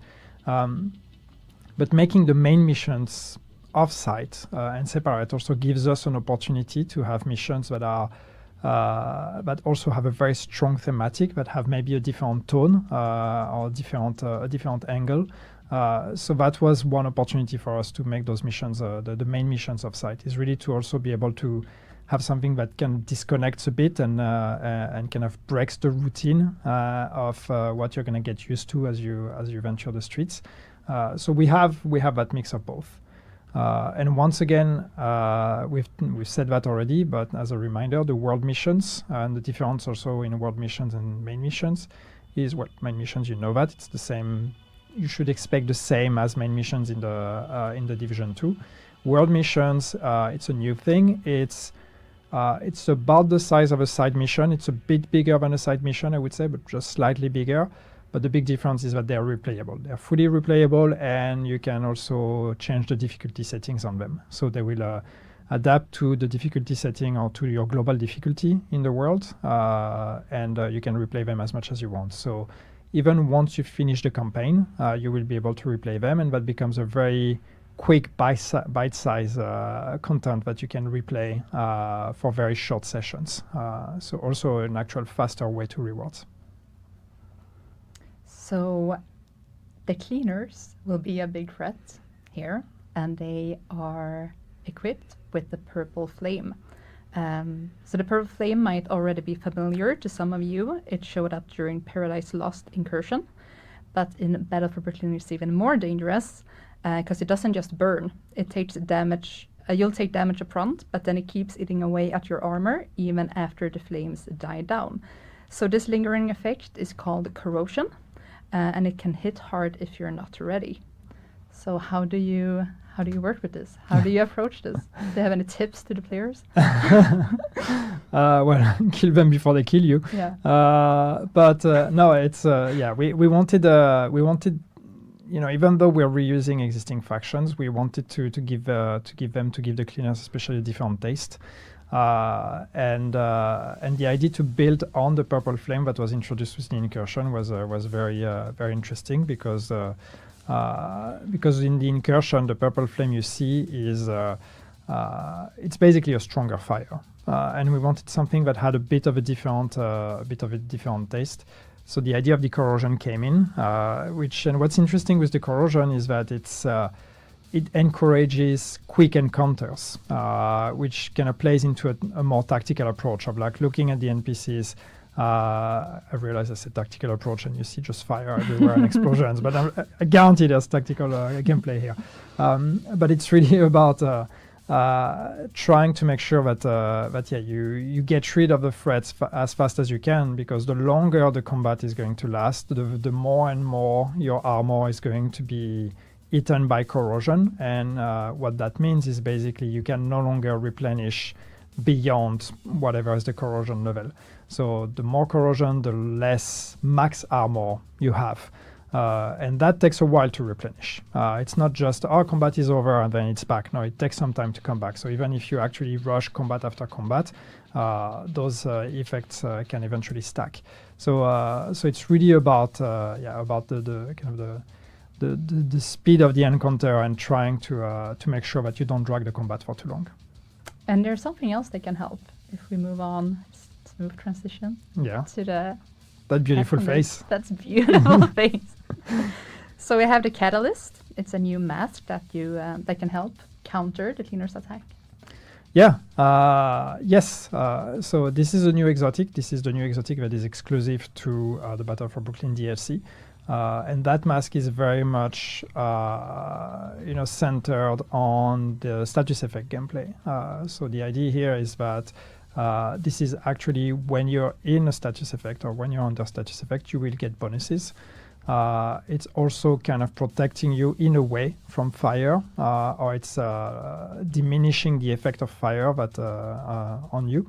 So it's really, really meant to be used against cleaners, but it can be used against everything. It's also going to reward when you use status effects. So it's really about fighting fire with fire in a way. And it looks really cool. Yeah, exactly. And speaking of fire, you can even see the effect on it. And once again, our team of artists had a lot of fun with this one because, as you can see, it has this kind of fire element on it, and these light up depending on the speed of your character. So the faster you run, the more light, or the more it's going to burn. And we actually seen a lot in the community people asking for more hazard protection. So we see you. I see you. It's going to be interesting to see. And just to answer, I'm sure, the question that will come on how do you get it? You get that one by playing the DLC.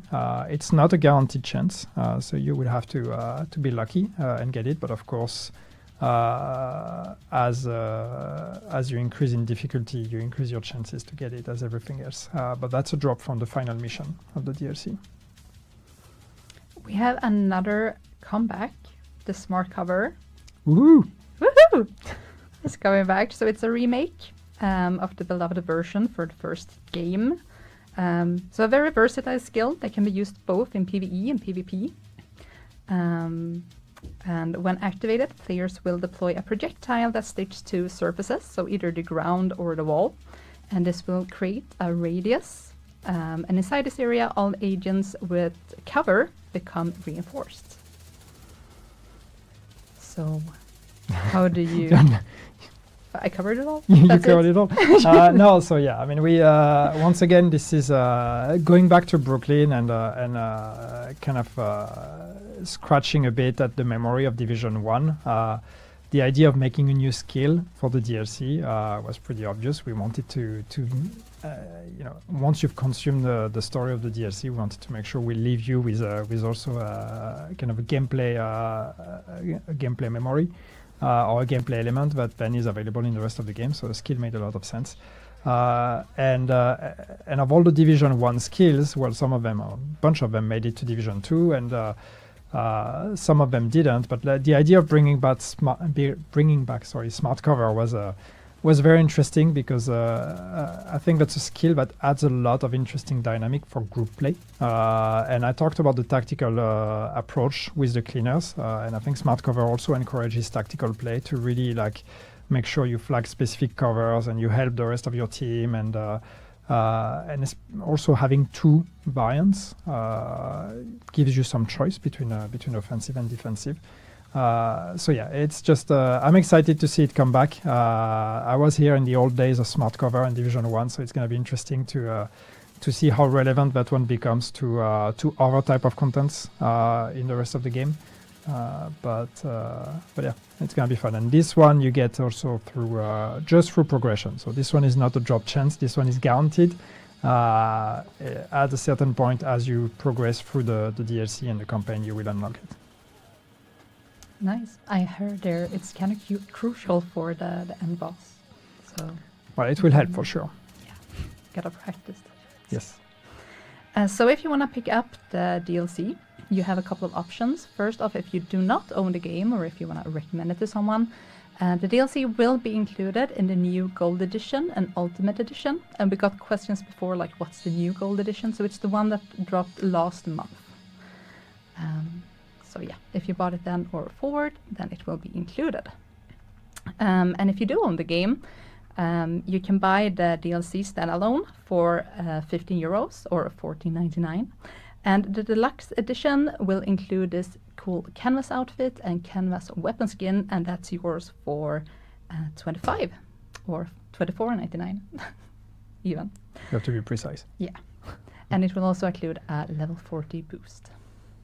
Yes. Yes. Yeah, and that's something that's interesting, especially for people that may be interested in joining now with the Battle for Brooklyn DLCs, that even though the DLC is made for level 40 and it starts at level 40, you can directly boost to level 40. So you can be a new player and directly jump into the DLC. There's going to be some catching up to do. There's tutorials that we are trying to explain you the basics, but clearly there's going to be a lot to learn, but it is possible. It is fully intended to be playable by a new player as well. And on community side, we got a contest coming up. So we have a treasure hunt that's going to take off in June, where we want you to find cool spots in Brooklyn. So stay tuned on our social for the exact dates and the hints on what to find. We will also, as usual, drop the fan kit with launch. So if you're a content creator and want to use some official assets, you should check that out. So moving on to our new season, which also launches tomorrow, we have Crossroads. Yes. Yes. So do you want to cover how the story ended last season and what we're getting ourselves into? Sure. This is going to be spoiler territory. I hope you have finished season 3 by now. And if you haven't, well, you have less than 24 hours to do that. And if you haven't, well, block your ears now or mute because I'm about to spoil it. But as you know, if you've played the season, so Burden of Truth ends with the comeback of Kelso. Kelso comes back to the White House on a mission, and her mission was one to take down the Black Tusk asset, which was Dr. Summers, and wake up Schaefer. So Schaefer wakes up from his coma finally after a few years of seasons for us and just a few months for them. But so this is where Crossroads begins. So it is, the DLC and the season are two different stories, and you can play them in whichever order. In our timeline, they take place more or less at the same time. So you can answer both calls, but they are not directly connected. And as you go into this season, this is very much about Schaefer waking up, and Schaefer knows a lot of things because, as you know, he was part of the BTSU. The Black Tusk elite and the Black Tusk commanding force. So he knows the ins and outs of the Black Tusk operation, and especially Natalia Sokolova and her plan and what she's been working on. So for us, this is really the beginning. We are entering year 7, and this is the beginning of a new chapter where things are going to change. Stories are going to be, some elements are going to start reaching a new stage of progression. If I even dare say, some conclusions are going to be reached.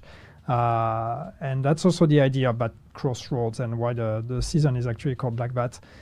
It's a bit more of a high-level name for where we are at today with the game. But you have the Brooklyn DLC, you have the season, you have the connections to Division 1. We are entering really a new chapter for the Division 2.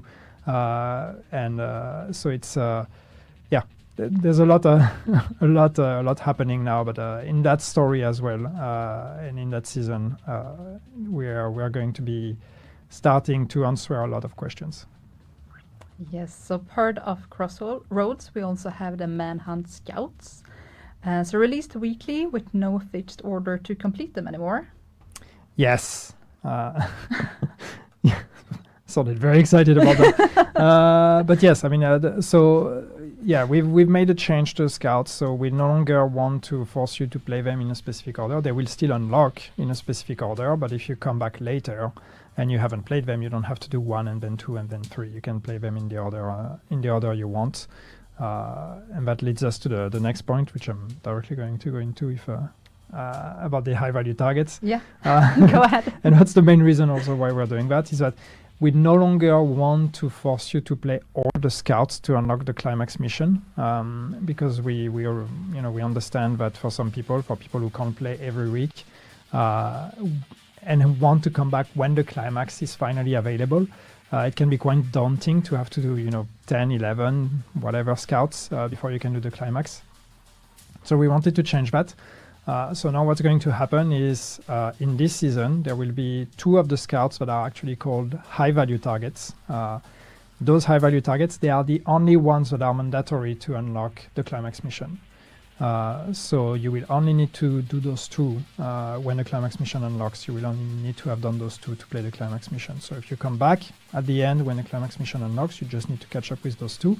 If you're doing all the scouts every week, don't worry, you will be rewarded and you will get more for your time, and also in terms of story, you're gonna get more, more story and more rewards.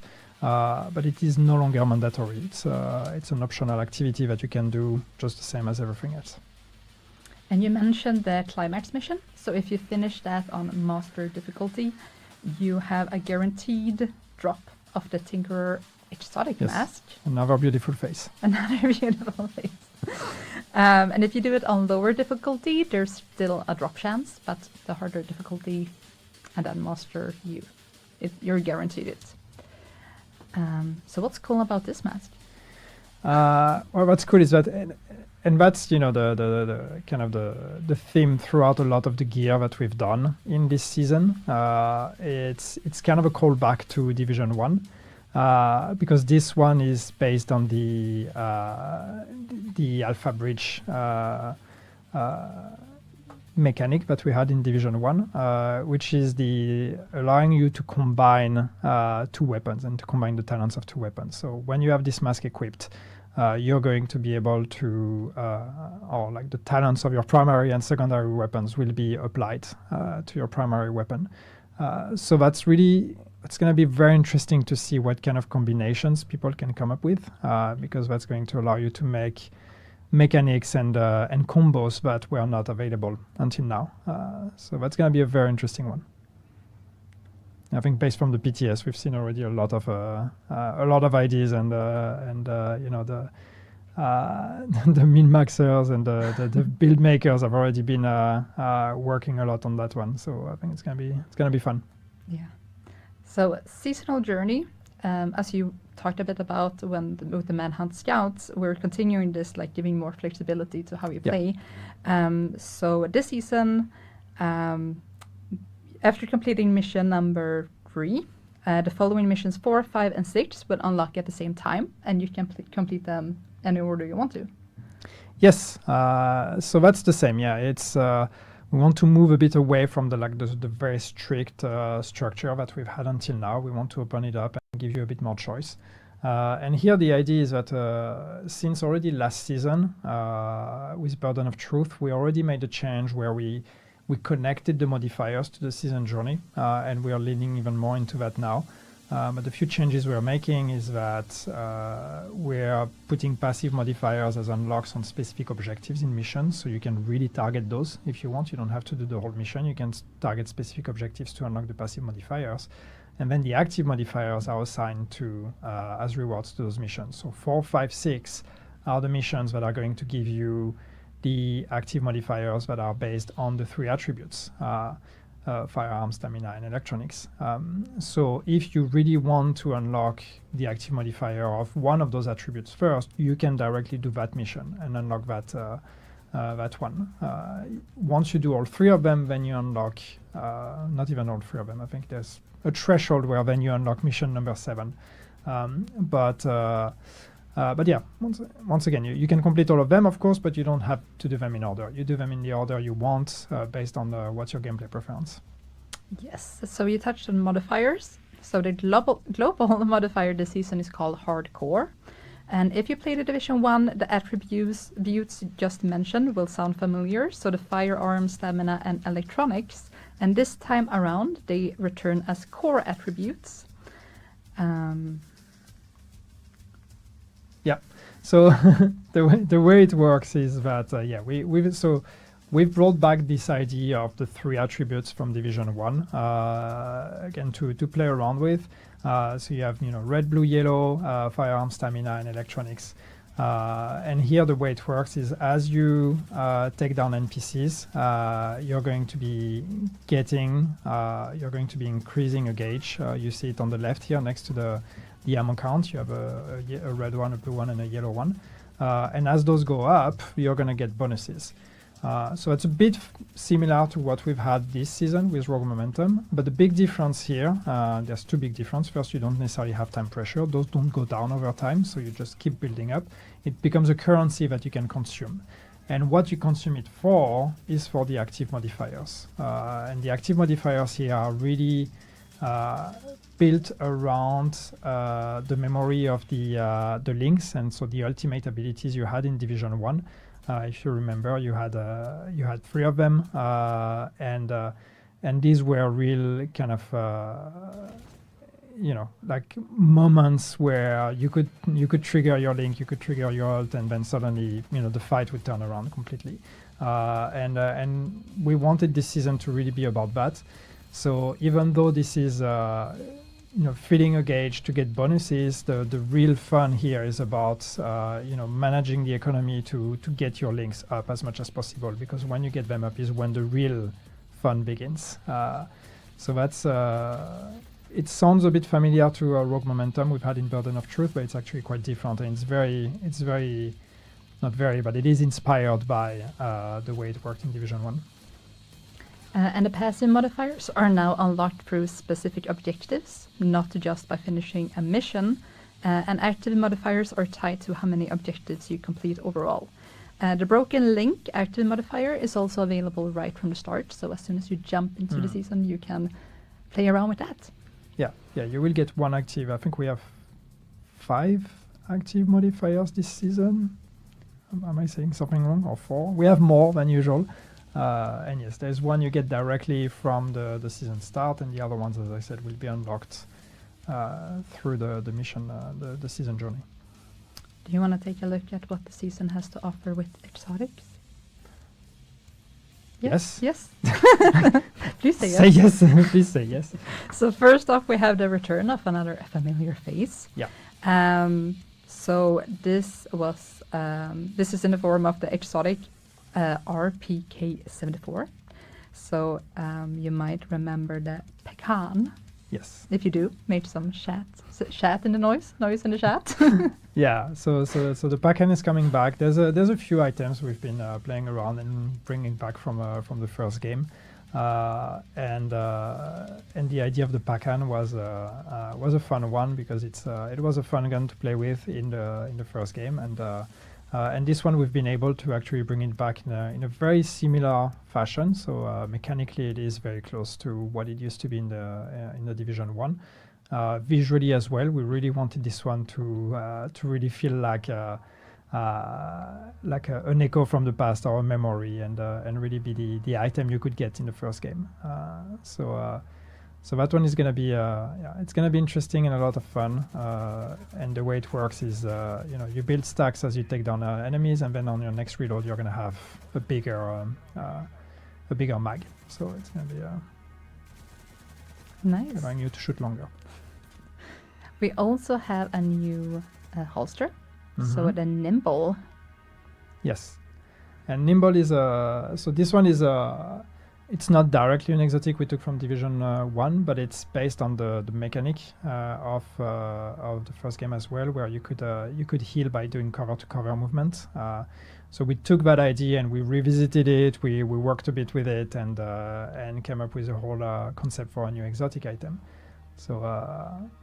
So this one is also it's also going to be interesting to see how people can use cover-to-cover. It allows you to potentially kite NPCs to get more survivability.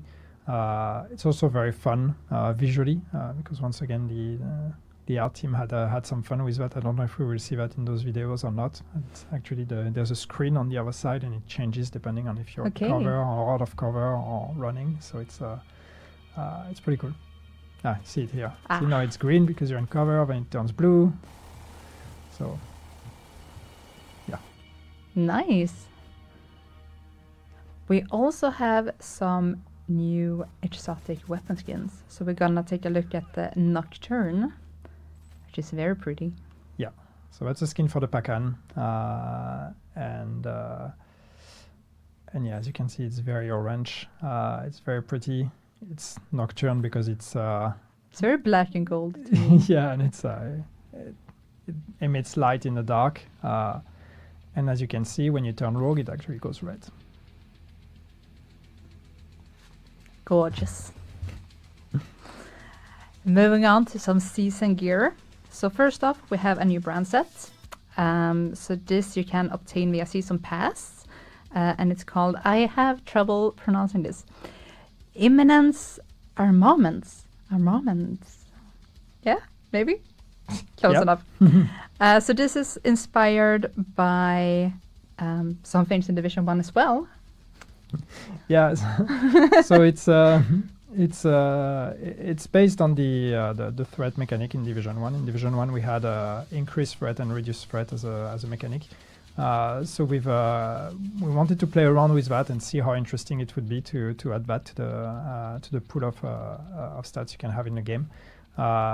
So yeah, it's gonna be, you get a reduced threat as part of the bonuses. If I'm not saying anything stupid, I hope I'm not mixing them up now. But as part of the brand bonuses, you get reduced threat, but then the named version of it has an increased threat stat.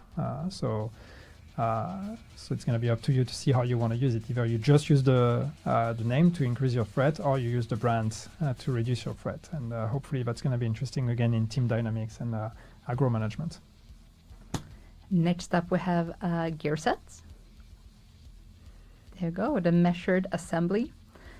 So this is actually also inspired by the Division 1, and a set that's it's called Final Measure. Yeah.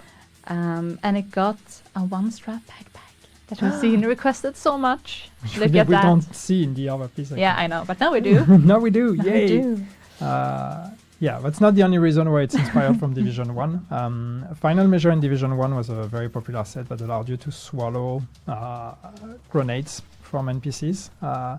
And this one is it's heavily revisited, so it's not swallowing grenades, but it's actually taking down skill proxies and skill elements from enemies as they enter the area of effect of your gear set. So that's kind of a negation zone around you to protect you and your friends.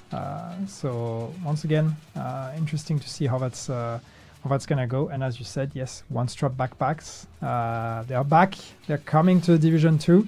Not everywhere, so you can use them, but it's gonna be depending on what you wear and only with tops and chest pieces that are actually compatible with it. But don't worry, if one strap doesn't work, there's always going to be two straps. You're not going to lose your backpack.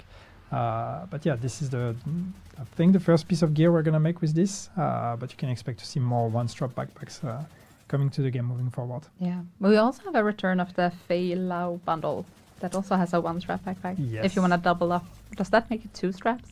If you have two one You have two one-strap backpacks. Math. No. So, how do you get the gear sets? It's through seasonal caches. You play the game, you can get them. You just through play the game and you get it. play the game. Cool. It's the same with the brand set. I mean, you'd get them on the seasonal caches on the season pass, but you can also just drop them in the game directly. Yeah. Talking about the season pass, there is some cool stuff to get from the rewards tracks. So players with the seasonal pass can gain access to the following premium tracker rewards. So 10 gear dice, 10 universal weapon skins, 2 outfits, 2 new prestige arm patches. And players can also earn 400 premium credits by progressing through the season pass on premium track. The free track will include 3 arm patches, 1 outfit, 1 exotic weapon, 1 exotic gear, 2 named weapons, 2 named gear, 1 high-end brand piece, and 1 universal weapon skin. That's a lot. Damn. Did you rehearse that? No, I wrote it down. I should have. Pretty impressive. Yeah, I mean, there's a lot. It's your usual pack of rewards, but it's packed with a lot, and there's a lot of new fun items to play around with. So, yeah, Look cool. yeah. So we have some premium skins. We have some gear dice. We have a bunch of stuff. I just listed. Yeah. Yeah, okay. I'm just trying to comment. I'm trying to occupy the space because there's a video. Okay. Look, let's move outfits, on yay, pew pew, weapons, streets. then. Should do the sound effects in game. Just hire you to sit and pew pew. Okay, quality of life updates. So progression and objectives. So the seasonal journey objectives can now be progressed while playing with the team. So previously it was only the host that got the progression, and now everybody in the team can progress in the same at the same time. Finally. Finally. Gosh, Tim, You finally what fixed took you so long to do that? No, it's a big change. It sounds trivial, but it was some work. But it's great. It's great that we finally managed to do that. And hopefully it's going to make playing seasons and completing journeys a bit more friendly in group, especially since we really want to promote team play a bit more this season. So, yeah, that goes in that direction too. Seasonal HP rewards for all Living World activities. Main missions and the game modes have been increased by 85%. That's generous. Yeah, it's also very precise. Don't know why. 85. But anyway, yes, we just wanted to, to make the completion of the season pass a bit faster. We've seen some great improvements already once we've implemented more rewards or more sources for rewards with this season, but it's still not fast enough. So we've increased it. So now you're going to get more season XP by just doing whatever you want to do. We also have some changes to the scavenging points. Mm-hmm. Can you talk us through this? Yeah, let's talk about scavenging points again. Everybody's favorite topic. The big change we are making this season, and once again, if you follow all the discussions, hopefully this is clear to you by now. But in any case, the big change we are making this season is that you're no longer going to be able to get scavenging points, an infinite amount of scavenging points by just creating new characters.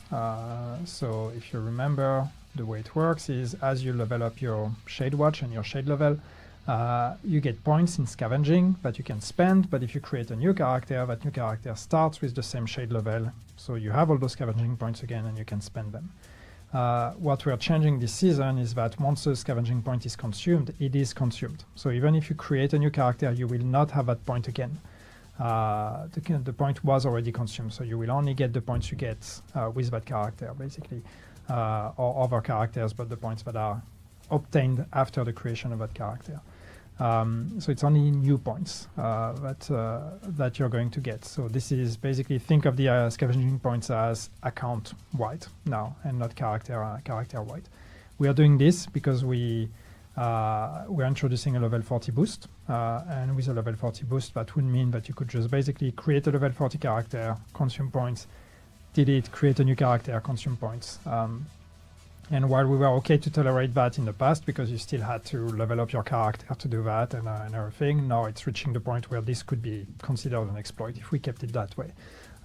So we had to address it. Now, on the flip side of this, what we're doing to try to make that a bit more fun for everyone is that we are increasing the value or the rewards you're going to get for your scavenging points. So we've multiplied everything by 3, which means that you're going to get 3 times more out of 1 point compared to what you used to have. So even though you can only consume it once, you're still going to get much more out of it. And since this is a big shift, you will also receive a one-time grant for 100% of your previous earned scavenger point. Yes. So these points will overwrite all the points you have. So you need to use them before the update tomorrow. Yeah. So spend them. Yeah. If you have points left, go use them now, because tomorrow after the update you will get all your points one more time, and that's it. Then we are done. That's it. Then you just get new points moving forward. Yes. Moving on to onboarding. So we had, we added this last season, I believe. We're working on making it easier for new agents to, hit the ground running, understand, milestone builds is what I'm talking about. So this is designed to help new players understand the basics of the build making. So 1 milestone cash is granted for each of the following levels, so 8, 50, 25, and 35. And this is to encourage players to, play around and try different builds. And equipping the gear triggers quick explanations to highlight how pieces work together. So this is, part of a bigger plan here. Yeah, absolutely. No, it's it's very easy when you work on a live game like ours to just focus on what exists and what do we do to keep adding to the game. But I think it's very important to also think of the experience from a new player's perspective. And as our game gets older, it gets bigger, it gets better, but that means that it might get harder also for people to get into and understand everything. So we want to take a bit of time, especially now that hopefully we're going to get new players coming to the game and more new players coming to the game. We want to make sure that the experience is as welcoming as possible for them and as positive as possible. So one half of that is you, be good, be nice to new people. That's not something we can code, so it's on you. But the other part that's on us is to make sure that the game is actually easier to understand. So there's going to be more changes coming, and this is us basically giving you, a heads up that throughout the season we're going to make more onboarding changes. Most of them you will not even see because if you're already level 40, that doesn't necessarily affect you. Some of them you might, and we'll talk about them when we do. Last season we've already implemented the milestone builds, as you said, which is the goal here with those were to try to start slowly introducing the gear game to players as they progress. So we introduce item combinations, we introduce the concept of a brand set, and we give an example, we give you a couple pieces of brand set and a weapon and say, hey, those things work pretty well together. You should try to equip them. And then we do the same with gear sets, and then we introduce exotics. So, as you progress, we try to explain all of those things. And as I said, throughout the season 7, it's throughout season 1, Crossroads of this year, we're going to keep doing more improvements, some small things and some bigger things as well. Yes. Moving on to events, because there might be some reasons why more new players are coming into the game. Maybe. But we're going to start with Twitch drops. So starting tomorrow, May 27th, Twitch drops will be on. So watch your favorite content creator play The Division 2 or find a new one. Any partnered that has the drops active will grant you the rewards that you see on the screen. And we know that the previous Twitch drops had some issues, and we decided to mass grant them because we could not identify exactly who was eligible for receiving them. So you're welcome to those who didn't even watch. Hopefully we won't have to do the same again. We have been looking, thoroughly at the system, and hopefully everything will run smoothly this time. And if it doesn't, please reach out. We want to hear if you have an issue so we can help solve them. Next up, summer events. So we have some new skill VFX coming in. Yes. That's cool. Yes. So more customization. After the exotic skins, now we are going to start introducing new VFX for skills. So as you can see, we've had a lot of fun, maybe too much fun with some of those. But these are new elements that you're going to get to unlock by playing the summer event. You will be able to change the way your skills look, which is something that has existed in the game since the launch of the game. But we've actually never made new ones. And finally, we are able to. That's really cool. Mm-hmm. Okay, so Shepherd XP. We have a Shepherd XP event coming up. We've seen some questions in the community on exactly how this system, the Shepherd system, works. Do you care to explain for those who are uncertain? Well, at least what I can say for this event, what's going to happen is that there's actually two things that are going to happen. And what we really wanted is, as I said earlier, I joke, but honestly, a big part of people joining the game and liking the game is the community. And we see that all the time. A lot of people, they come to us, they play the Division, and more often than not, they praise the community and the bond of friendship that all the players have together as one reason why they enjoy the game. And we really want to emphasize that. And we have a feature in the game called the Shepherd system that is, rewarding you for helping new players or helping other players. And we really wanted to push that now, especially with, again, the big influx of players we're going to get. So what we're going to do is two things. One, and that one is actually a permanent change that's going to stay in the game at least until we decide otherwise. It's that we're going to increase how many endorsements, auto-endorsements you get when you use the Shepherd system.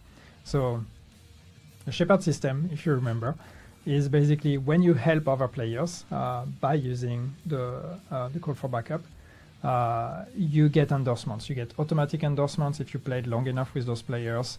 And then those players, if they had a positive experience, they can also endorse you. Those endorsements are a currency, and then as you get special milestones, you rank up in your Shepherd ranks, and you unlock rewards.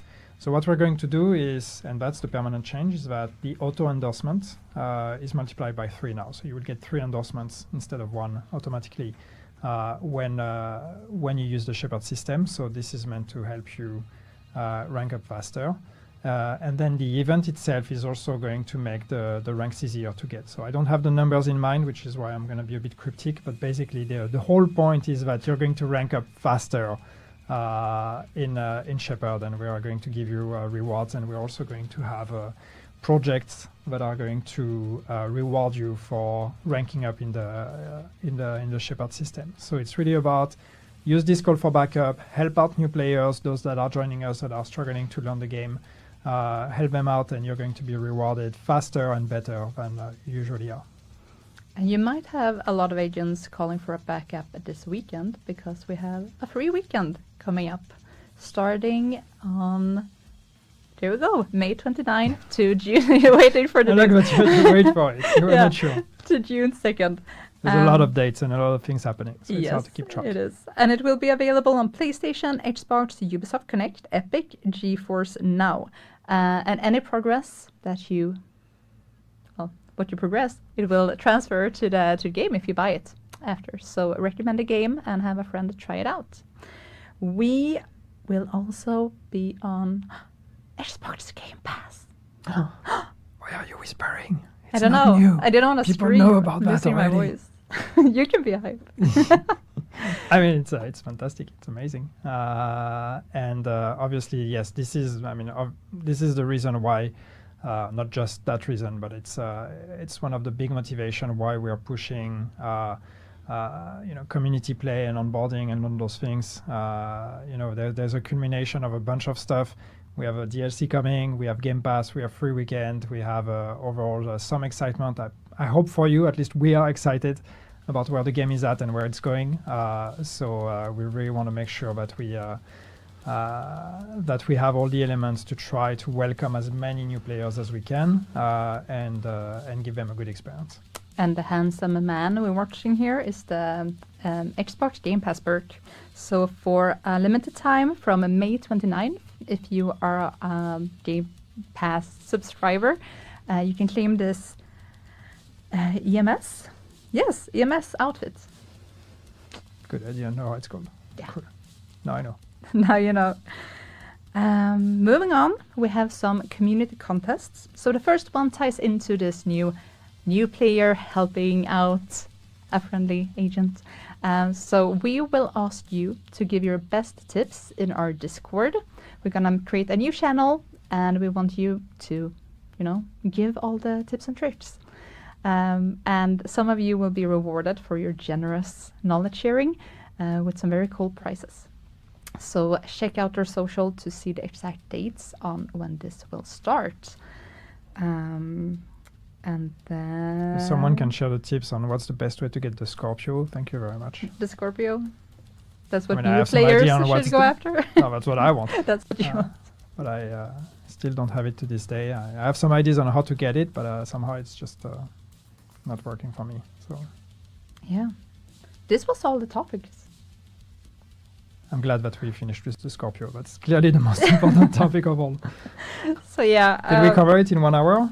I think we did pretty well, actually. Yes, I'm rudely checking my watch during a stream. So. Okay. Yeah. So thank you so much for hanging with us, and I hope that you guys are excited to play as we're excited to share what's coming tomorrow. It's both the Battle for Brooklyn DLC and the new season Crossroads. So I really hope it's that unreal. you. It's It's unreal. It's just it's we've been working for so long on this moment, the DLC and the culmination of everything, and it's just to know that it's happening tomorrow is just it's really exciting and terrifying in the same time.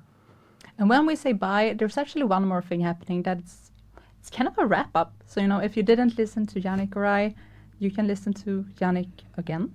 Talk a bit more polished about what we just talked about. The better version of me. So And some other friendly faces, not just Yannick. We have a wrap up of our wrap up stream. I love it. Thank you so much for watching and enjoy the Dev Diary. Thank you.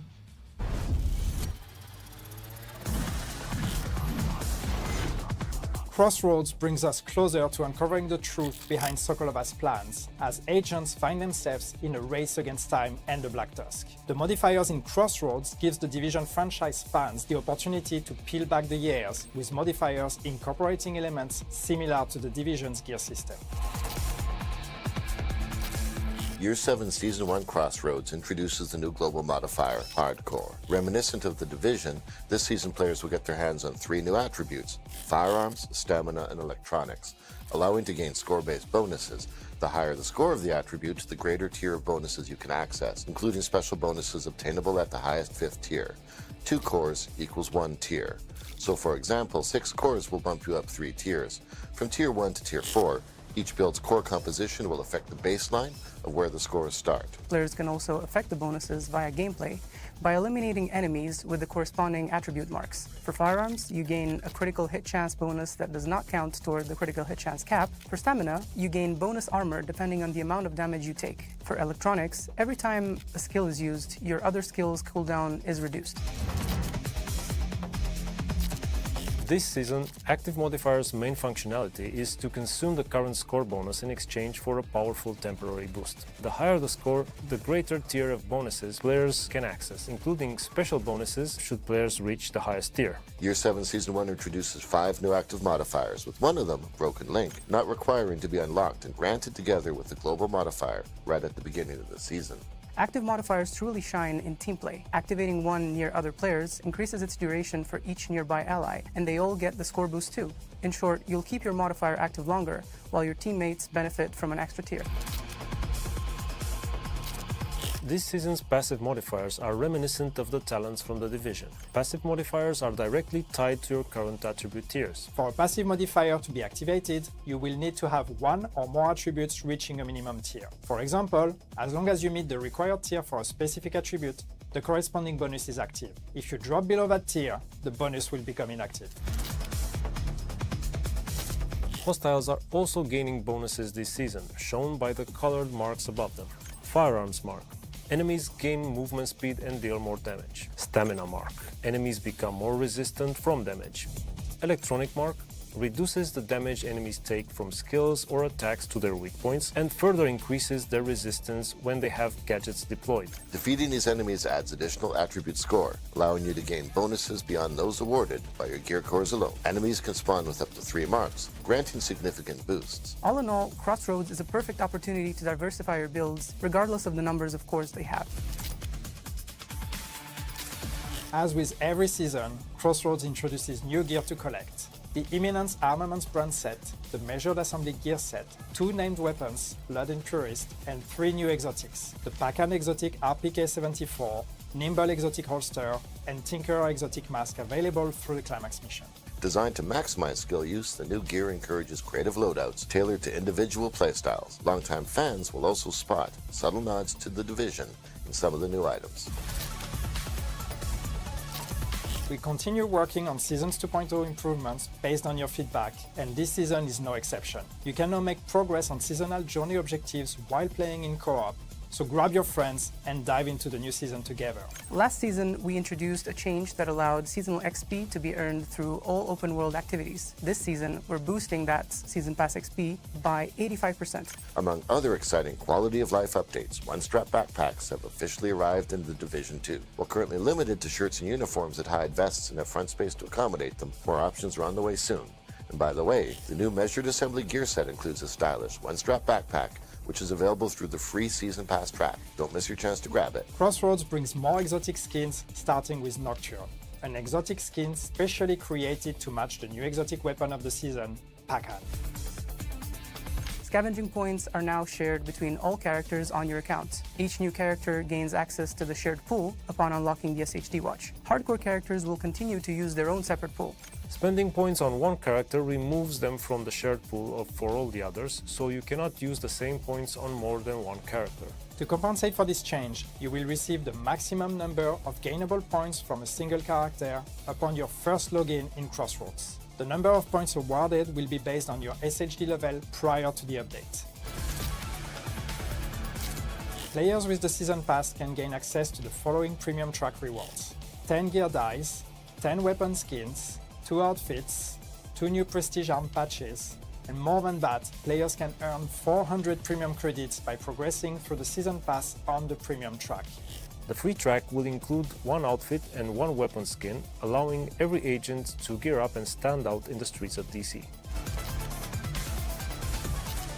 Celebrate the Battle for Brooklyn DLC and Crossroads release by watching any partner Division 2 Twitch stream during the promo period to earn exclusive Black Tusk themed rewards, weapon skins, trophies, as well as named and exotic caches. Week 1 rewards are live now through June 2nd, and Week 2 runs from June 3rd until June 10th. Don't miss out.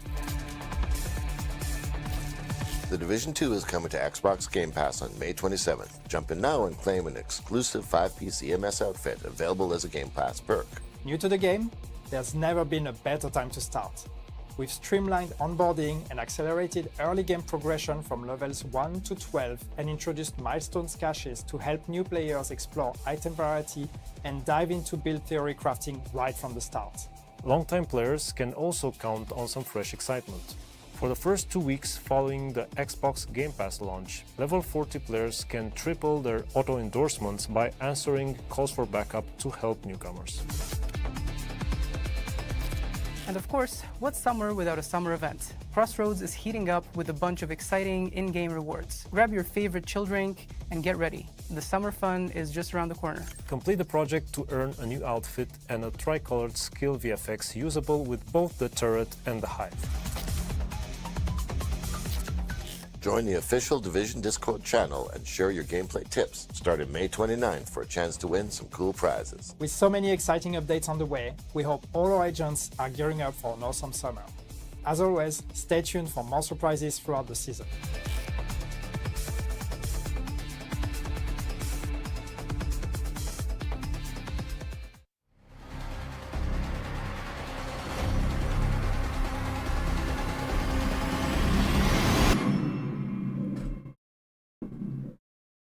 Wow, so much to digest, guys. There's a lot of information.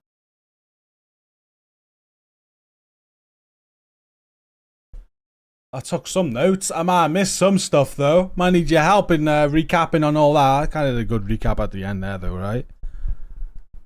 Tomorrow. A lot of questions in chat now saying what time tomorrow. They weren't very clear on whether there'll be a maintenance or not, were they?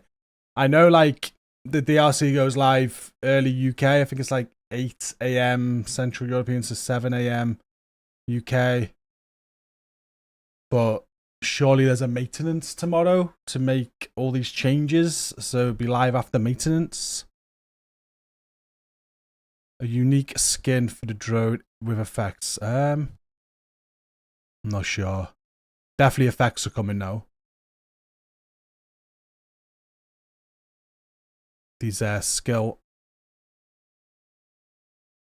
skill effects have been in the game since launch and they never used it.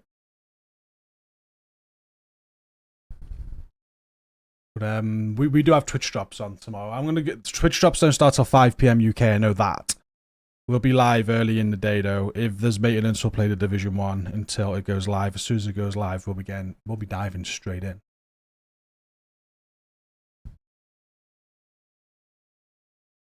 They show what the seasonal journey will entail this time around. They didn't go much into the seasonal journey. They did on the PTS though. It's a lot easier than it was. You can do it co-op. I'm going to go through some of the notes now. Talk about the journey. Nothing for PvP, no. Might have missed a bit. We're dealing with someone on Twitch who's complaining because they're selling this. For anybody that, like seriously, they've been working on this for 3 years. We've had so much free content. Like they gotta make money at some point. It makes me laugh. They're a game development company. They don't just make games for free. You know, it's a job. They need to make money. We do have a lot of free content tomorrow though. The DLC and the new season goes live, but you gotta buy the DLC. Unfortunately. Do we get the Lexington news? No. But we're assuming we're going to get it next season. Right, my notes for my quick recap of that. I have them here. The exotic mask is going to be a random drop from the end mission on Brooklyn. So that sounds to me just like the Bighorn is on Legendary, right? Higher the difficulty, more chance of it getting dropped. You'll have to just farm the final mission once you get there to get that new exotic mask that's part of the Brooklyn DLC. They spoke a lot about scouts. Some good news about the weekly scouts. So scouts will still be released weekly next season, but they can be done in any order. So if you do come back towards the end of the season, you don't need to do all the scout missions in that order. And in fact, there's only going to be 2 high-value target scout missions that you need to do to unlock the climax. So in theory, if you don't like the scout missions each week, there's only going to be 2 that you need to do to get a climax mission at the end. However, completing the scout missions each week will hold some rewards. So you'll still be doing that. You'll get season XP, you'll get exotic components, stuff like that. I think that's a great change for people that tune in at the end of the season, just want to do the climax mission. They haven't got this big barrier stopping them from doing it. They're the scout changes. Tinkerer Mask is going to be on the climax mission. We already knew that. That's confirmed. So that brand new Tinkerer exotic mask that people want will have to wait for the climax at the end of the season. Journey changes. Already been discussed prior. Passive modifiers are going to be on journey objectives this time. Should be able to focus them. Once you completed mission 3, you can work on journey mission 4, 5, and 6 at the same time. Soon after that, 7 will be available. You can work on that at the same time. So it's not like you have to go through all the journey missions this time. And on top of that, you can do a co-op now. You can work as a team to do journey missions, which is going to save a lot of grind. There's going to be more season XP added, so you can gain the XP however you want. So more season XP, making it easier to get that seasonal pass completed, and the stretch goals at the end of the season that'll be added again. Spoke about the watch mules and removing the ability to use scavenging points again. Once you got scavenging points from tomorrow and you've spent them, they are spent. You can't create a new character and use them again. So if you do have current scavenging points, you want to spend them, they're getting wiped tomorrow. You'll be given 1 final boost of scavenging points depending on the watch level you are. That's if you own the DLC or not. New skill animation mods are coming, as you just saw in the clip at the end there. Shepherd system changes. See, this bit where I was talking to someone in Twitch. I think they said we got a ×3 event, but there's a permanent change to the Shepherd system anyway. Going forward, you're going to get free automatic endorsements anyway, where you get endorsed when you're shepherding. So that's going to be a permanent change, and then the Shepherd XP event, I'm guessing, takes that up to 9. I think. A little bit confused on that, but they're making shepherding system much better by the sounds of it and quicker to get your shepherd rank up. Free weekend on the game, May 29th to June 2nd. It's coming to Game Pass from tomorrow. If you own Game Pass, get the game on Xbox Game Pass, you get a skin. That's huge. There's a contest that starts on the 29th in the Discord. Some giveaways and a 1-strap backpack. The easiest way to get the first 1-strap backpack is to get the new measured assembly backpack. That will give you this. That comes with a 1-strap skin, so you'll be able to get it that way. Very, very easy. $4.99 Super Grady, thank you. Calling for those likes. like the added elements from the Division 1 in the modifiers. Me too. You know what? I played it on the PTS and I thought, am I missing something? I think I was. Watching them explain those mods a little better, the modifiers. Yeah, can't wait to try the modifiers again. You kind of like build it up, and then when you use a modifier, an active modifier, that's when you take advantage of the bonuses. I still don't think it's going to be as powerful as Rogue Momentum was, but we'll see. Looking forward to it.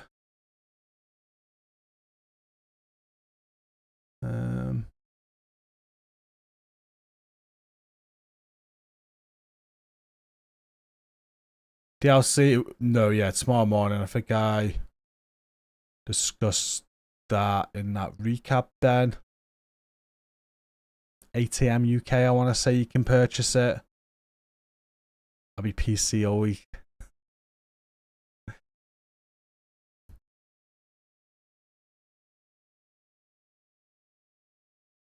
Oh, sub there. Thank you. Logical. 2 months to sub now. Appreciate it. CB Vet with a Prime as well. Thank you.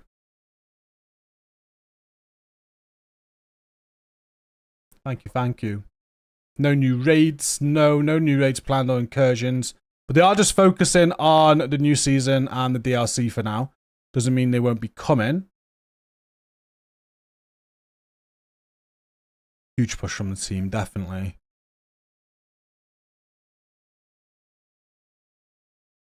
We know Division 3 is coming, so at the same time, they're going to give everything for this DLC, and hopefully it's a good response. And, you know, if it is, that this could be promising for even more content in the future before the Division 3, you know. We want the Scuba Steve skin. I want the Scuba outfit back. I agree. I only got it on PlayStation. I want it on PC. I'll buy it. Yeah, we got spoiled with Rogue Momentum, didn't we? DLC's tomorrow. I think it's great to go into Xbox Game Pass.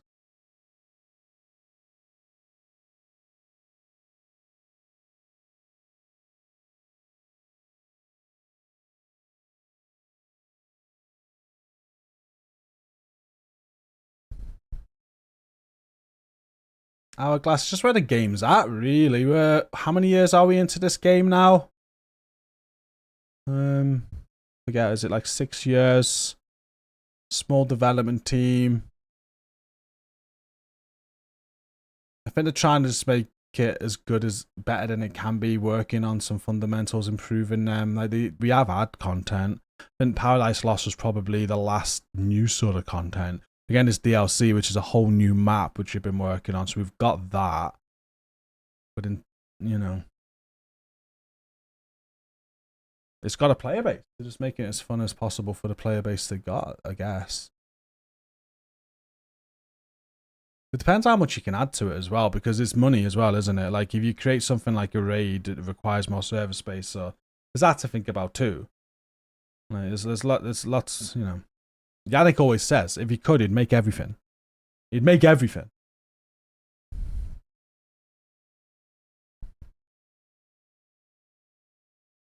Ooh, we're going to buy the DLC on all three. I'm going to have to, yeah.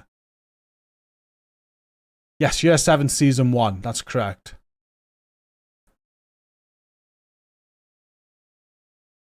I'll be 7 AM UK. Okay. I assume there's got to be maintenance though, right? So I imagine the game will go down for maintenance as it's released. So they didn't really talk about any maintenance in that then, but there's got to be one.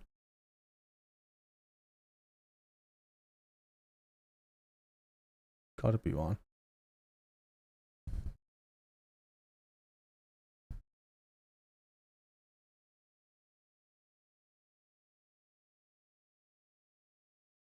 I'll probably go live when maintenance is on though. So that's our plan. We're going to end the stream now. If one incursion runs during maintenance. If I could, I'm not ready on PC for it yet. And what I might do though is just for some nostalgia, we might start a new Division 1 character. 321 watching on YouTube. That's sick. 287 on Twitch. Well, we got loads in today. We're going to be ended in a minute, guys. But yeah, we might start Division 1 new run just for nostalgia, go through the Brooklyn map, have a look at it. So then later on when we go through the new Brooklyn, we can kind of compare. Who knows?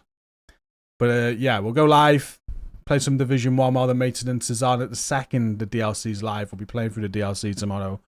A minimum 24-hour stream. Gonna get all the DLC done. Gonna work on the season. Try and get all the season done. Season pass done. What we do every new season, really. Just smash it. Have fun. Twitch drops are on, so you can watch us on Twitch. Get all your drops. Stacey will be jumping on at some point to go through her Brooklyn campaign. That is the plan for tomorrow. We'll just go early, minimum 24-hour stream. I'll go as long as I can. It's one of these.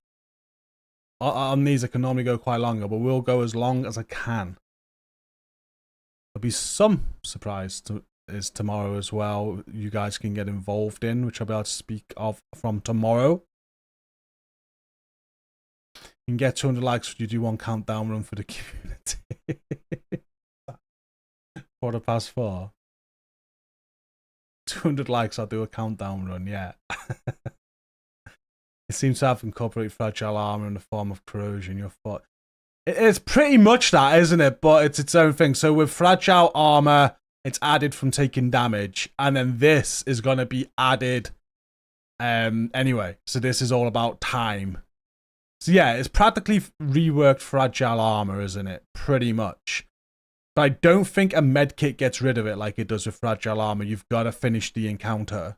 I think that's how they're saying it. To be fair, when I played it, I didn't notice it that much. Like, it was there, but I was finishing encounters quick enough to not really notice it. So I think on the higher difficulties is where you're going to really notice it. I'll be living on Sprite, coffee, and Red Bull tomorrow. Tea and water, unfortunately. Did I say hi, Maria? I figured it. Hello, good day. Catch you later, Rogue.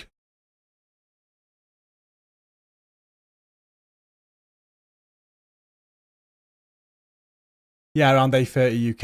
Yeah, UK for maintenance. Believe so. We might be able to get onto DLC very quickly, but then the maintenance will throw us off it.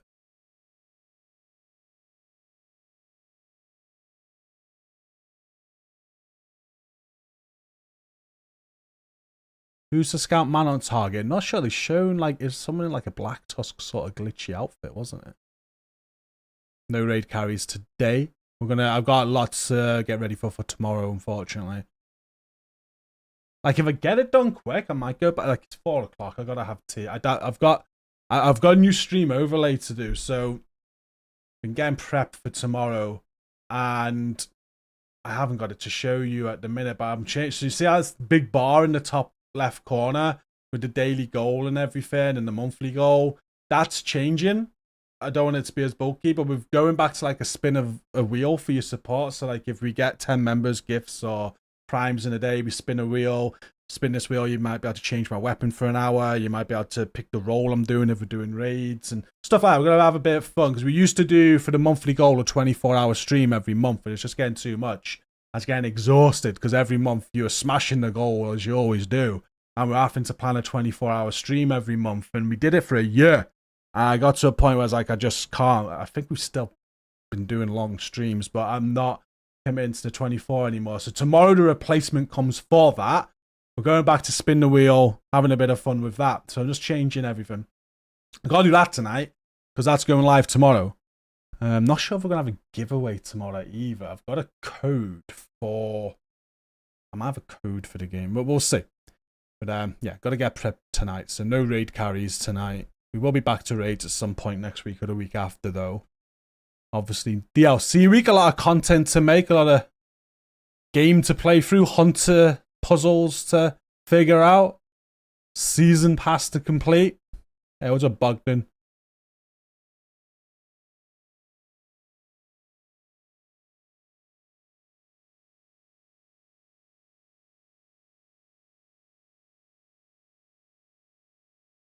They've done a lot of work for new players coming to the game. Obviously, they've knew about it going to Game Pass for a while as well. Like, this game could boom with Game Pass. Such a good game. Yeah, the DLC's live in the morning. Twitch drops this evening. Oh, you too, Dar. See you tomorrow.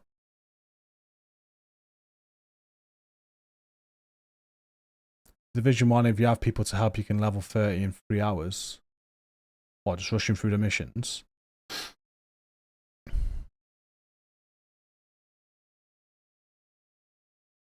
Cheers, Sonny. Glad you've enjoyed watching. Wonder if we'll ever see Calvin McCannis with Herman comes. I imagine at some point. Maybe that's the Division 3, the storyline going into that though. Black, alright inverted controls with only bomb sticks should be on the do I have the wheel? I do. Do you want me to? I think I have the wheel. I started doing some work on the wheel. Let me get my wheel up. We did this the other night. This is so we've got loads of different wheels now. Okay, so I'm not explaining all this now, but Reel of Rock daily. Okay, so we've got some daily options here. This is if you get 10 in a daily stream. There's a raid roll roulette, weapon challenge, food punishment. You can ban a skill, pick my outfit, get a musical. We always talk about music in chat. I have to listen to an album. You tell me platform takeover. If it lands on that, then whatever. So I'll select what sort of thing we're doing. And if it lands on platform takeover, we'll then put PC, Xbox, PlayStation on a wheel, spin it, whatever it lands on. I've got to do something on that platform. So there's your daily wheel, but then we're going to have like bomb wheels too. So when you guys drop bombs, a gift bomb is when you drop more than one. So that's like working together. You've got a Reel of Rock, 20, 50, 100. I'm trying to remember how I do this myself now. Obviously, if you drop a 10 bomb, we spin this right away. But if you drop a 20 bomb, like when people drop these gift bombs, it doubles it all. So we'll spin that wheel. Raid roll roulette, rep and challenge, banner skill, platform takeover, but then doubled. So when people drop bombs, they can double up on whatever the wheel lands on. And then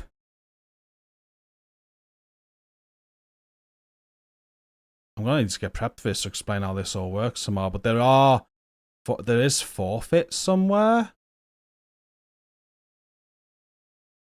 So we have this Wheel of Doom.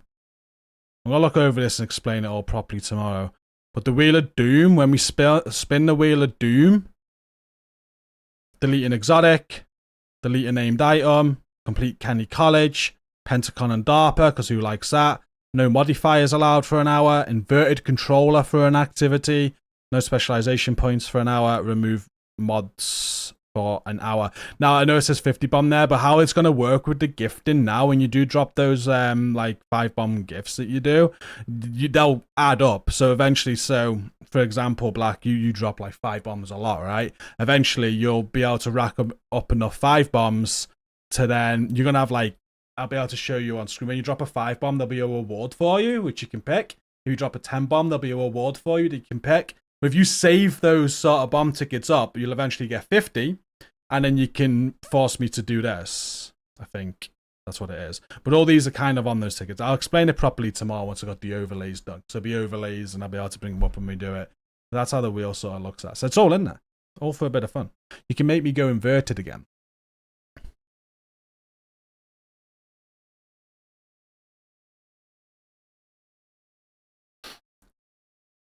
Roll on tomorrow, aimbot, Billy says. See you tomorrow, Leak. I look forward to it.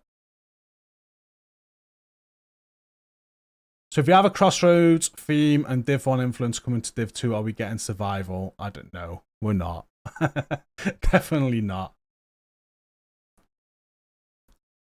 So 2 new masks got earned at the DLC and Master Mission, right? Yes. DLC's 1 mask. Master Mission will be the next one. That is true. I wish you had cross progression and cross save. Even without crossplay, cross save would be amazing. See you tomorrow, Black. I'll explain it better tomorrow. I might have the images. Just to explain it a little bit better, because that sounds like you have to do a 50 bomb to get it. That's not what it is. But this is why I got to do overlay work tonight.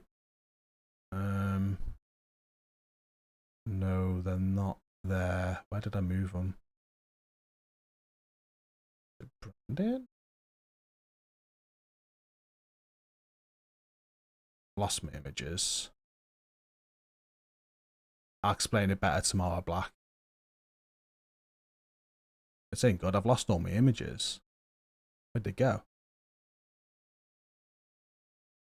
Oh, I know. I'd have been...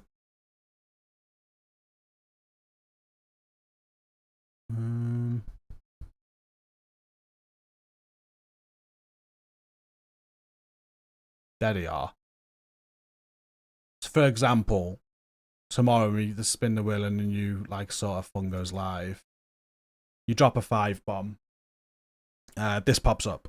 So whoever does the 5 bomb straight away, you can ban a skill for an hour, change my weapon for an hour, style me for an hour, raid roll roulette. You can pick my if I'm doing raids, you learn this sort of like ticket. And I've got a system in place where so let's say Black gives 5. This ticket, I'm tracking it. So you'll have one of these added to your name in my Discord. I'm tracking it. You can use it there and then. You can ban me, you can ban a skill for an hour, you can pick my weapon for an hour, you can style me for an hour, or if I'm raiding, you can pick the next raid, what role I do. Or you can save this up. Because, you know, you might be like, nah, I don't want to use that 5 bomb ticket, I'm going to save it up. And over time, you might do more 5 bombs. So then, you can then use your 2 5 bomb tickets to generate a 10 bomb ticket. And then there's some perks for that. You can add your own Nightbot command. Platform takeover, you can force me to play on a different... This is all stuff that you guys ask me all the time. You want me to go on Xbox, for example. If you're gifting, and I keep on... It's all stuff I'll do anyway, but if you're gifting and supporting now, you can force me with this ticket, you can force me to do an Xbox stream. Get a musical food punishment on that one. And then they save up over time. Like I said, every time you guys are supporting me and you're gifting, I've got a method to record all of this. Some people do drop. Some people are crazy and they drop 50 bombs and 100 bombs. It has happened. But even though it's like if these will save up to eventually turn into this, there's some other rewards there. And then other rewards there. This is like the 24-hour stuff. So eventually if you save up enough and there's 100 gift bomb ticket, you can maybe do like 24 hours of raids, helping the community, 24-hour challenge, 24-hour forfeit stream where we delete exotics or something, or you can even force me to play a playthrough of a different game. They're like high-level sort of thingies because we don't want to be doing that all the time. I can't deliver that all the time. Like imagine having all on that on a 5 bomb. I can't be doing 24-hour streams every day or whatever. But when you eventually save up to get that ticket, you can, we can do 24 hours of stuff, and you get to pick for your support. It's kind of how it works, if that makes sense. But yeah, your continued support is rewarded that way.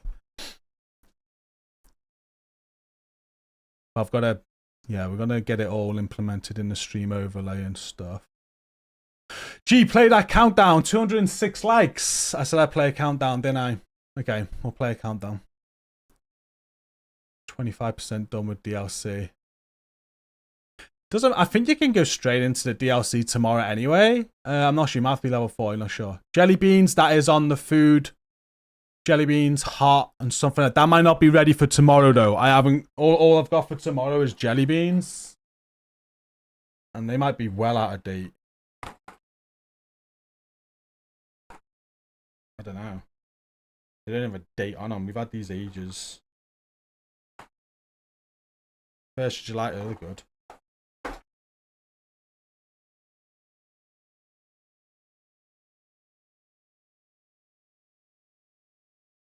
Okay. Game a countdown to end, guys. Game a countdown, because Grady said 200 likes would do it. What am I farming for, Grady? It ain't on Xbox. If you're hoping it's going to be on Xbox, it ain't on Xbox.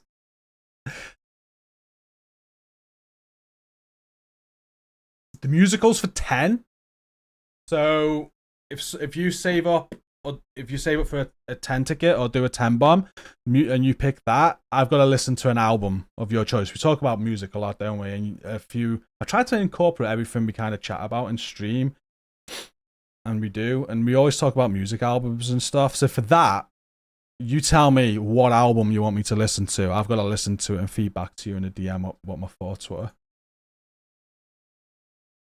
think someone said something recently. I forgot what the. And this is the thing, we talk about it and I forget about it. But this way, I can't forget about it because you've earned it.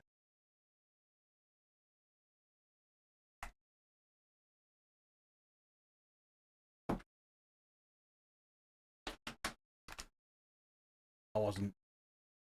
DLC's not free, no. Well, yeah. We'll move on now, but it's a new replacement for the 24-hour streams every month. I just couldn't do them. We'll alter it as we go, if needed. It's not really, like, obviously, it's to entice gifts and now, but it's about just rewarding your support. You guys gifts every single month. And the idea is just to give you something back for it, because it's incredible support.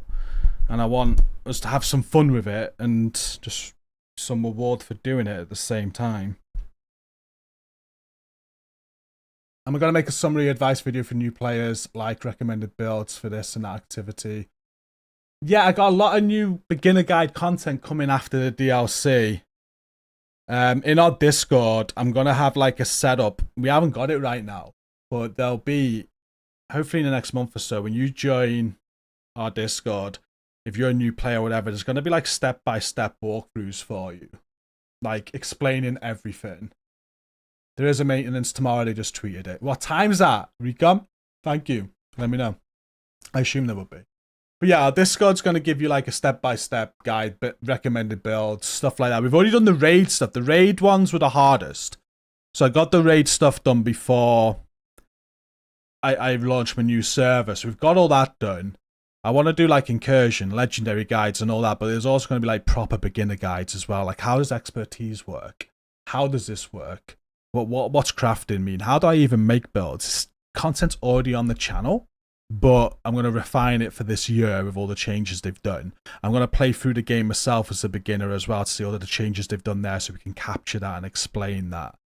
Just a bit of a long project, but it's all going to be done. And when people do ask that in the future, I'm going to be like, yeah, just join the Discord, check this category out. It's got everything that you need there. Kind of have it now. I do kind of have it now. If you go to the YouTube channel, I have a 2024 Beginner's Guide playlist. Click on playlists. Find that 2024 playlist. It is all in there. It's just outdated. There's going to be stuff that's not really relevant now. Like there's a video in there, like the top 10 builds for beginners, where I recommend these 10 builds for you to farm for. It'll cover every concept in the game. I explain expertise. I explain. It's all there. It's just outdated. It's from last year. There's been a lot of changes since last year, and with the DLC, there's going to be a load more changes. So some bits will be out of place. Where's my sound? There's my sound. Right, countdown run for the 200 likes on YouTube.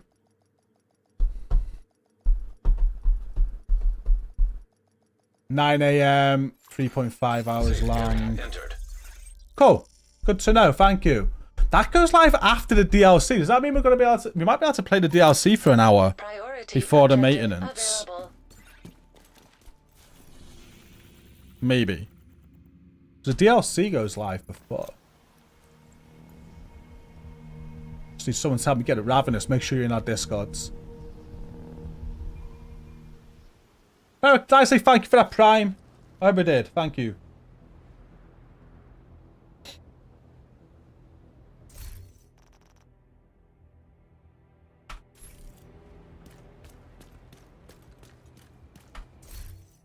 One countdown run. Oh, you know what? I'm glad I loaded in. Someone asked me before. I'm going to change character. They wanted to know what my build was for Sniper Alley. I'm going to get a screenshot of it now.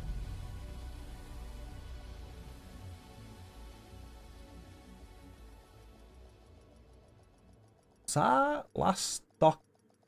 When did Paradise Lost come out? That's a good question. I seem to remember it being in October. Or was that last October or the one before? Times go so freaking quick. Was it last October? No, it's got to be longer than that. 13 months ago. The one before, it's been that long since the incursion. Wow. Time goes so quick.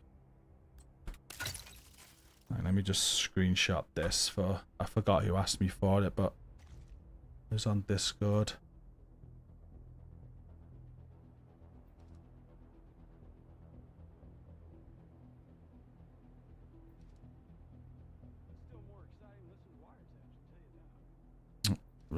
Wrong option.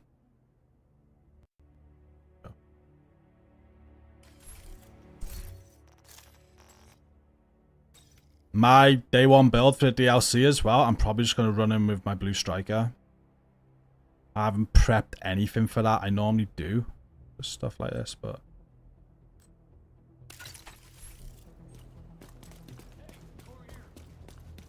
What's a mark?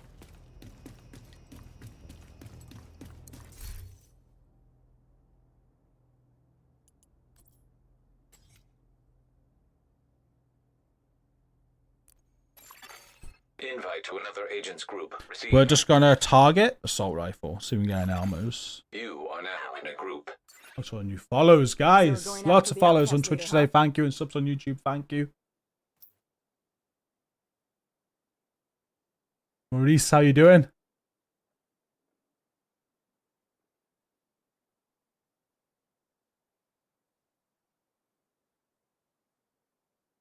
Does the expertise go to 30 tomorrow, does it?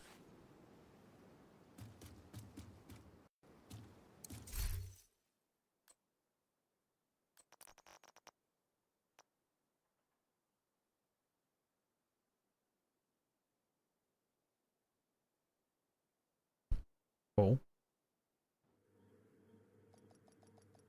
Still don't do expertise. I posted a video the other day. It was hilarious. Some guy gave me shit because apparently because I don't optimize my builds or expertise my gear, my content is useless. Communication relay. I was trying to explain how I don't do it because it's not needed. And I feel like if you've that person that can got the time to max expertise and max attribute everything, you're probably doing everything anyway. Like when I make videos, it's not really for videos for people that can do everything. Like that seems a bad marketing or bad strategy because people that could do everything don't really need videos, right? So I kind of target my videos for people that need help. So I like to show it can be done without all of that, you know? That's why. If you ever see my builds and they're not optimized and they don't have expertise on them, it's just because that's why. But saying that, I have started expertise in some stuff because I want to get involved in that fun. That's a lot of extra power I'm missing out on. I might make it some a PC account. I have max expertise on everything, and I'll leave my PlayStation and Xbox accounts with no expertise, so I could still do the content showing people that it can be done without. But then I could still have the fun of doing it with. I think that's the idea. I think that's going to be the idea.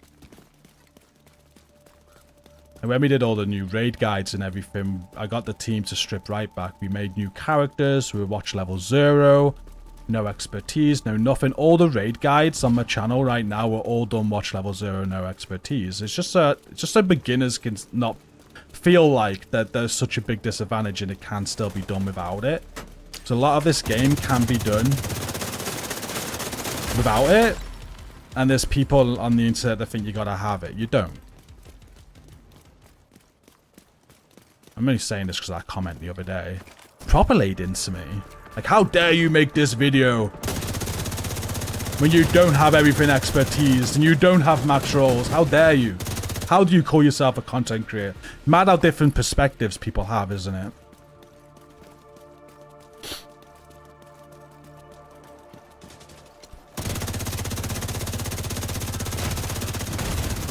Immediate medical assistance needed.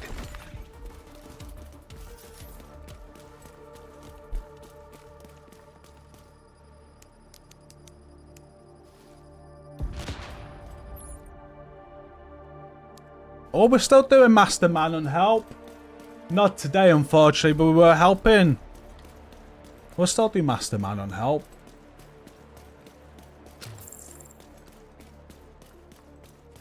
The good thing about tomorrow, when it goes live tomorrow, we won't have to worry about the scout missions or anything for people.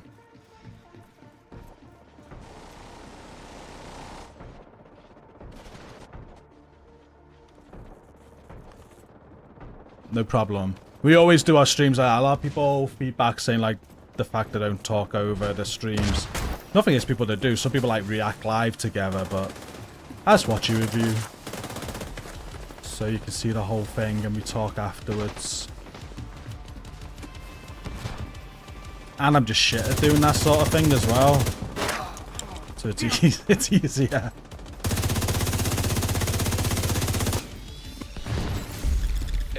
They do, exactly. That's why I do them like that. So if anyone ever watches my builds and you think I don't put effort in, I promise you I put tons of effort in. What was funny about that video the other day though, I even say in the video, I'm just playing around with the birdie backpack. I was just playing around with it. Like I weren't saying this build's sick. I didn't even really clickbait it that much. It was just a refactored birdie backpack build. It was really fun. It was good. But yeah, it wasn't optimized or expertised or anything.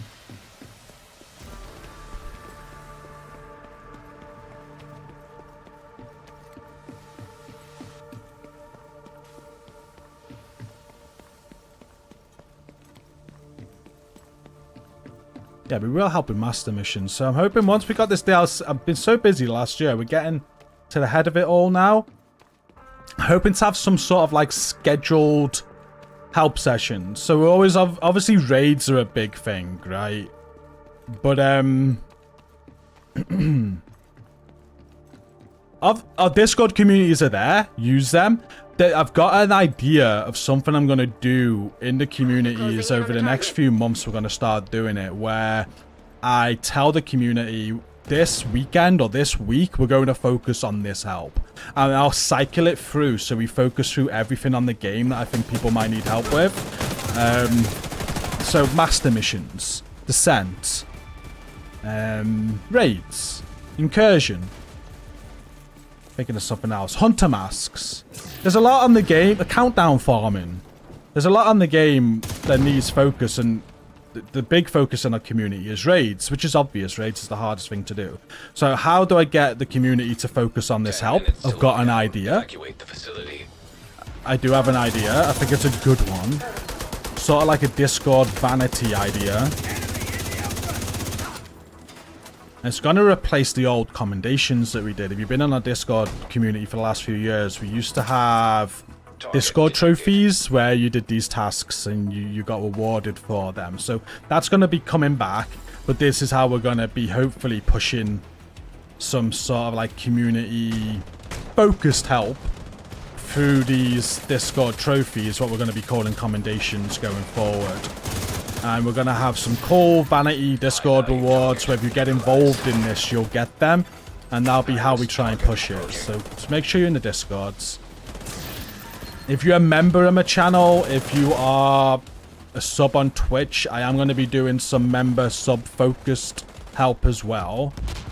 And yeah, you should be able to get help with anything that you need. So make sure you're in the Discord. What are you hoping to see from the DLC? Agent, you can access the waste area. I think we know everything. Do me a favor and take New a map, new decontamination shower missions. before you come back to base. I'm excited to see what the last mission will be,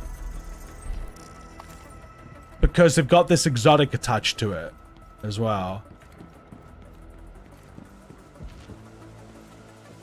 Excited to work on some of these new hunter puzzles too. And just to see the new Brooklyn. I wanna kind of do a side by side with the old Brooklyn.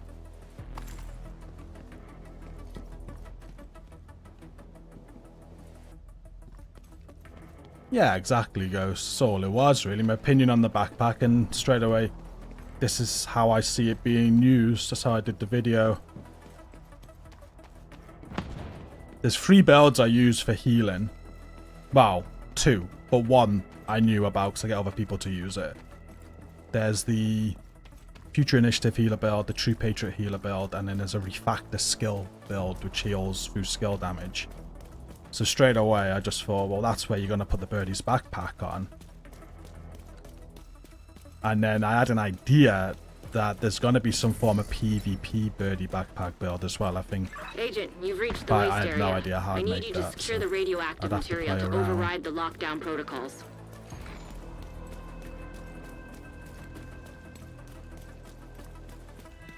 Did you see 7-hour maintenance? 7 hours? No. We need to secure that I was tank just and get going it back plumb. into the sarcophagus. That's fine. We'll just play the That Division should be 1 the tomorrow source of the for a leak. bit. Now we just need to seal those tanks.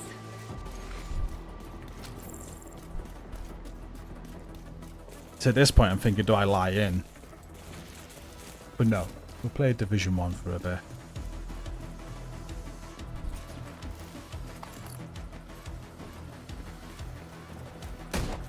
I don't know, guys. If it's a 7-hour maintenance, going live in the morning might not be the best idea. Because we're trying to stream as long as we can tomorrow. We'll see. We'll see. Twitch drops don't start till 5 PM anyway. High-risk target approaching.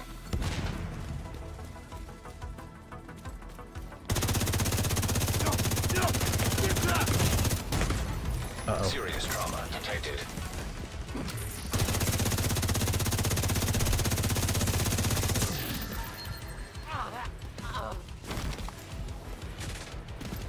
Got the week off. Nice. You can proper smash it then.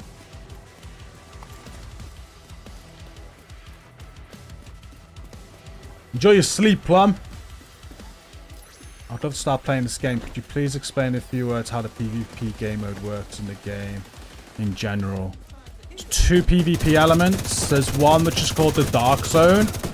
So in the open world map, there's 3 Dark Zone areas. When you go into those areas, you loot landmarks. You get loot in your backpack, you need to extract it. But at any point, enemies can go rogue, kill you, and steal it from you.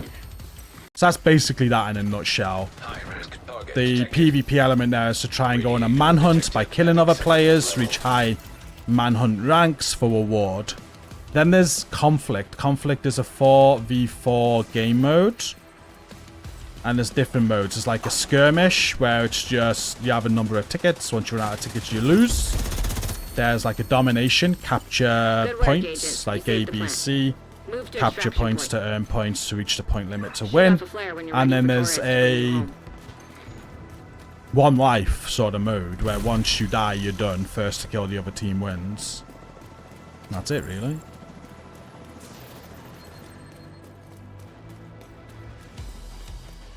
Best PvP build? I'm not the one to ask, but I have no idea. No idea.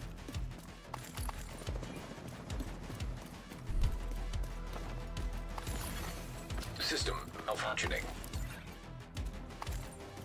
Agent, stay I frosty. don't know, I use- Hunters I- incoming. Don't really PvP on a Division 2 that much. I rage at it because I hate it when they use skills and I'm getting stung by shit. I did at Division 1 I PvP'd a lot, not so much 2. When I have PvP'd on 2, I've literally just run an unbreakable DPS build. Oh, I've gone glass cannon a lot in Conflict as well, the squad, so we'd be set up. I don't really play to meta, I just go whatever it is who I'm playing with, but we used to play... One person would run an artillery turret skill build.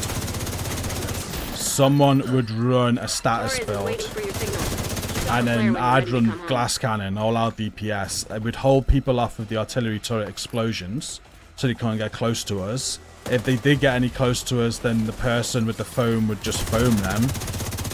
And I would just pick off people with glass cannon, absolutely just deleting their armor. Because it was a good little strategy. I had a lot of fun with that. But I couldn't just go in solo and do that, though.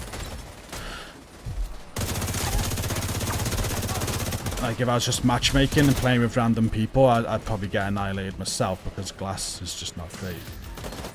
But with team synergy, it worked.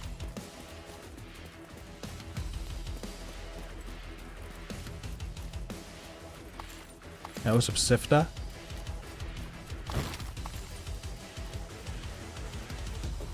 Is there an exfil mode, DMZ, Battle Royale mode? No. So one thing it's missing. Like, Dark Zone can kind of be seen as like extraction mode. Because with the 3 Dark Zones, you are going in there to get loot. And once you get the loot, you've got to extract it to get it out. But no, it's not. It doesn't have that extraction mode thing where, you know, you go in, if you die, you lose what you've got on you. There's some sort of like objectives and base building and others, the objectives that you get. It doesn't have any of that. They were making a game and they cancelled it, unfortunately. They're making Heartland, which was going to be the Division's version of that, but they stopped making it. Hopefully we see a mode like that in the future, or for the Division 3, which they're working on.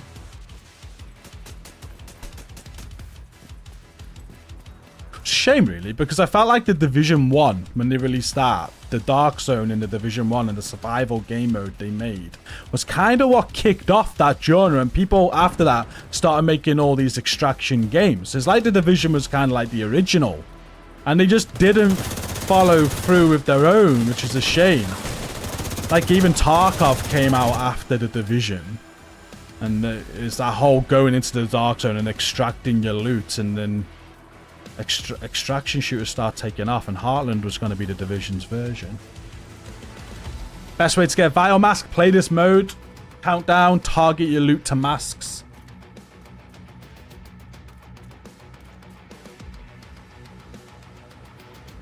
Tuesday 27th, 9 AM, 7 hours. Fair enough. We might start streaming a little bit later then, tomorrow. It seems a bit silly going live at 8 AM in the morning if we're going to be going down for 7 hours. Like, I'm trying to do a long stream tomorrow. That's going to put us at a disadvantage. So tomorrow's stream might be a little bit later, guys. Because we'll go live at 7 and we're going to be like 7-8 hours in. And that's without a delay. This is called Countdown. Let's get you home, Agent.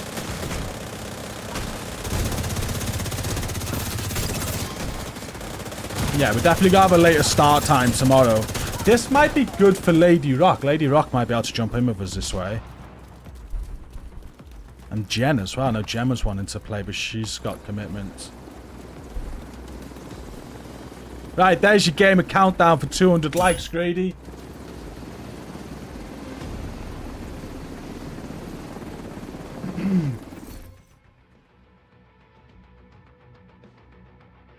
Hey, what's up, Tiny Undead?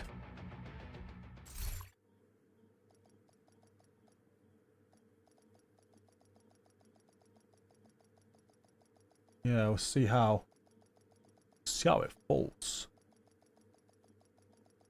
That's 9 AM. That's going to be Central Europe, right?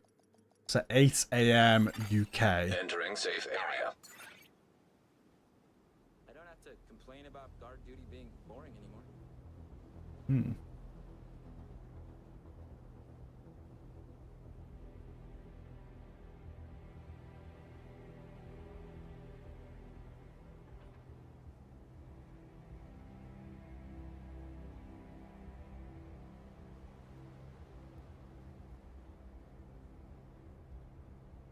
Might have an idea.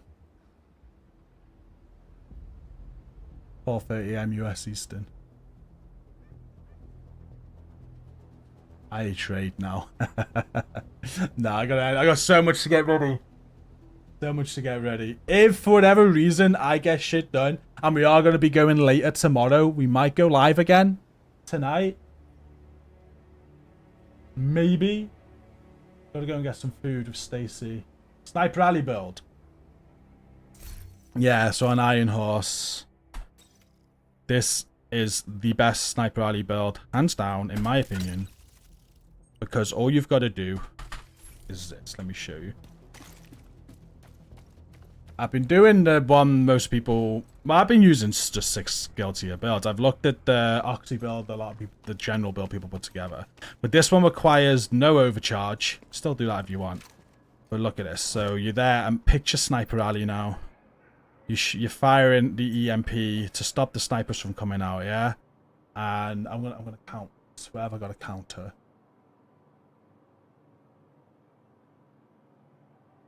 There we go. So I'm on 3 hours 14. I'm going to fire this at 3 hours 14:25. Okay, fired. Now your team's opening the door. Open down, open the door. They're going out. They're just going to hit the 4 valves. There's no overcharge whatsoever. No oxys either. Snipers stuck at door.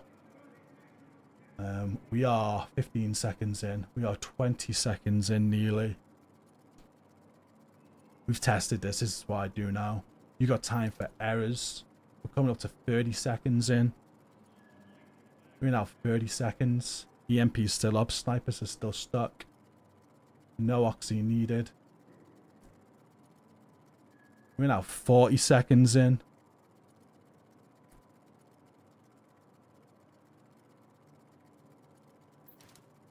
Now 50 seconds in coming up.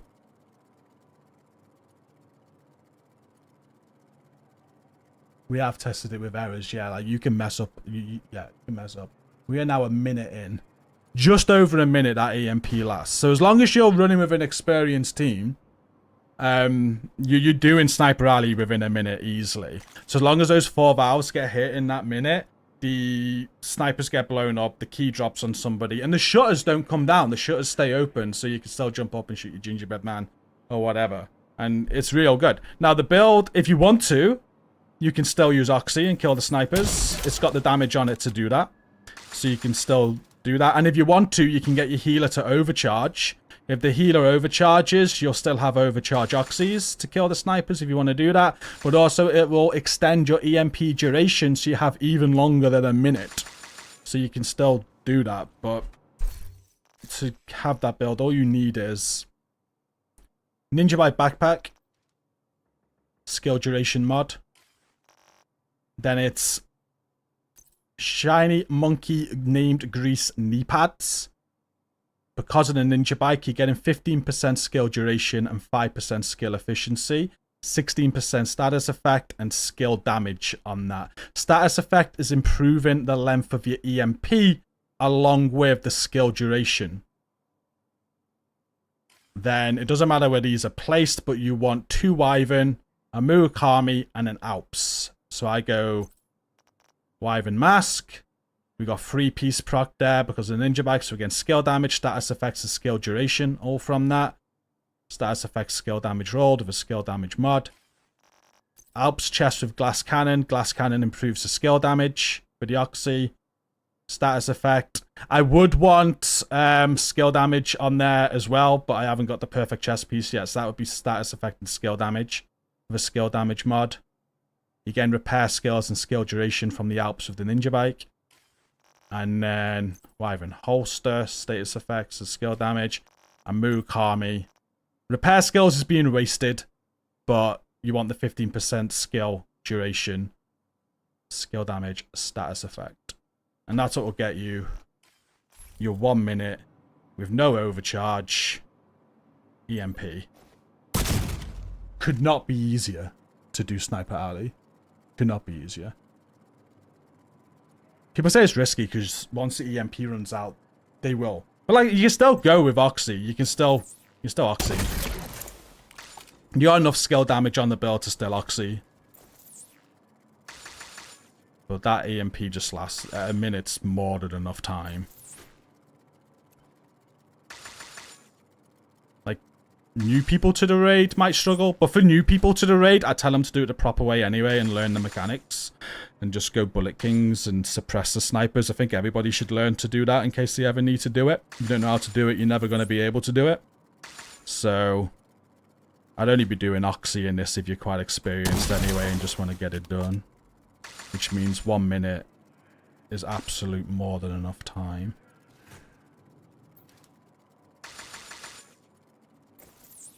But yeah.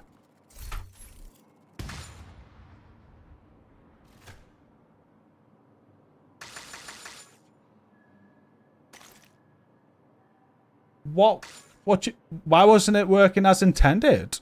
What have they fixed? 30 backpack, what have they fixed? It's all good, Ghost Rider. Highly recommend it. I'm going to get all my team to throw this together. I forget what the other version is. The other version's easy as well, and it works, but the EMP doesn't last. I think it's 3-piece Empress. probably Wyvern. I forget what the original. It's all skill damage basically to get. No, it'll be 3-piece Empress, the Acosta's go bag, and then whatever else. Because you throw the Acosta's go bag grenade to get the overcharge. You fire the overcharge EMP. You jump down. You overcharge Oxys. There's just, for me, there's more that can go wrong with that. Because when I've been doing that, sometimes I've been watching Black yesterday doing it for P-Dog's team. Even on their hardcore run, they were all disappointed because the key dropped inside. But what happened was sometimes the sniper leaves the door. So even if you get it right, the sniper, for me anyway, sometimes the snipers just wouldn't die and would leave the door anyway, which puts your team at risk for starters because they can start shooting right away then when people aren't expecting it. And that's happened quite a lot. So yesterday on the hardcore run, I was watching the P-Dog. They were lucky that it died and the key dropped. There's a chance that that sniper could have shot someone. So I think there's more risk in that way than this way. This way, you can't go wrong. As long as you get those 4 valves hit within 1 minute, you can't go wrong. It's the perfect sniper rally build, I think. Hey, what's up, MC Guns? Can't wait to run with you again, man. Good raids the other night. Agents in an unconscious state not being revived. Oh, so it is meant to work when they're unconscious. That is good. That's huge. That's huge.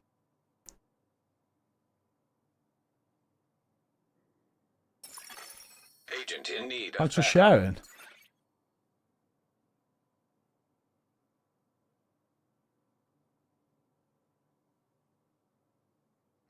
Right, we're ending it there, guys.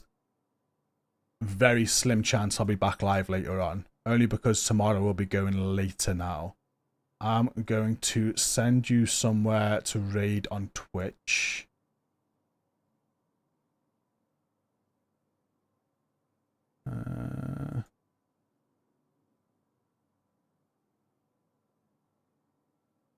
We had a suggestion earlier.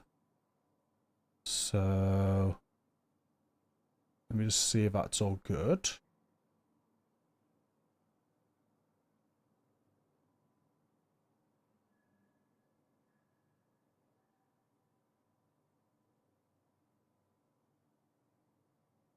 Yeah, they're live. The Division. Charlie stream doing some good stuff for Racer. Racer's a long time follower. There we go. Let's send you there, Twitch. Again, oh, before I do that as well, gotta do my plugs, right? I keep on forgetting to do this. I need like a noteboard here of things to say as we're finishing streams because I'm hopeless.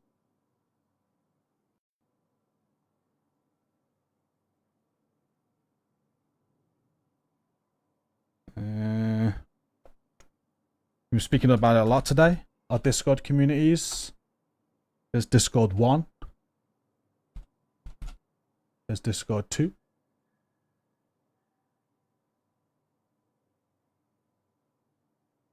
That'll change a ton, won't it, Jen? Make sure you check out our Discords. Oh, hang on. That first one didn't work because I can't type. There we go. And I'll chuck you on the raid now, Twitch. And I'll come and say bye to you, YouTube, in a second. See you later or tomorrow, Twitch. Probably tomorrow for the DLC. I can't wait. Twitch drops will be active. See you then. Go and raid a Racer. Long time follower of the channel. Doing a stream right now. Let's make his day. Oh, 113, 125, 128. 131. You guys are awesome. Send you over. Catch you tomorrow, Twitch. Bye-bye. Take care. And then YouTube, we're going to end now as well.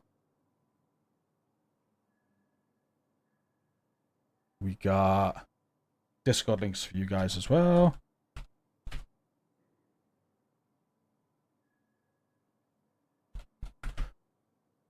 Make sure you go and check out Discords. I'll have a great day.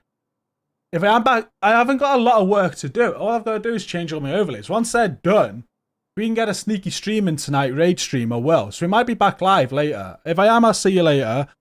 But if I'm not, it'll be tomorrow. It was going to be first thing in the morning, but I'm not going live first thing in the morning. It's a 7-hour maintenance because it doesn't make sense. We want to stream as long as we can with the new content. Going live 7-8 hours before it's going to shorten the time with it. So we'll go live a little bit later tomorrow, which opens up a potential stream tonight. So we might see you later. If not, I'll see you tomorrow. Thanks for tuning in. And catch you tomorrow. Take care, everyone. Thank you. Thanks for all the gifts and members today as well. Thank you so much. Catch you tomorrow, guys. Peace.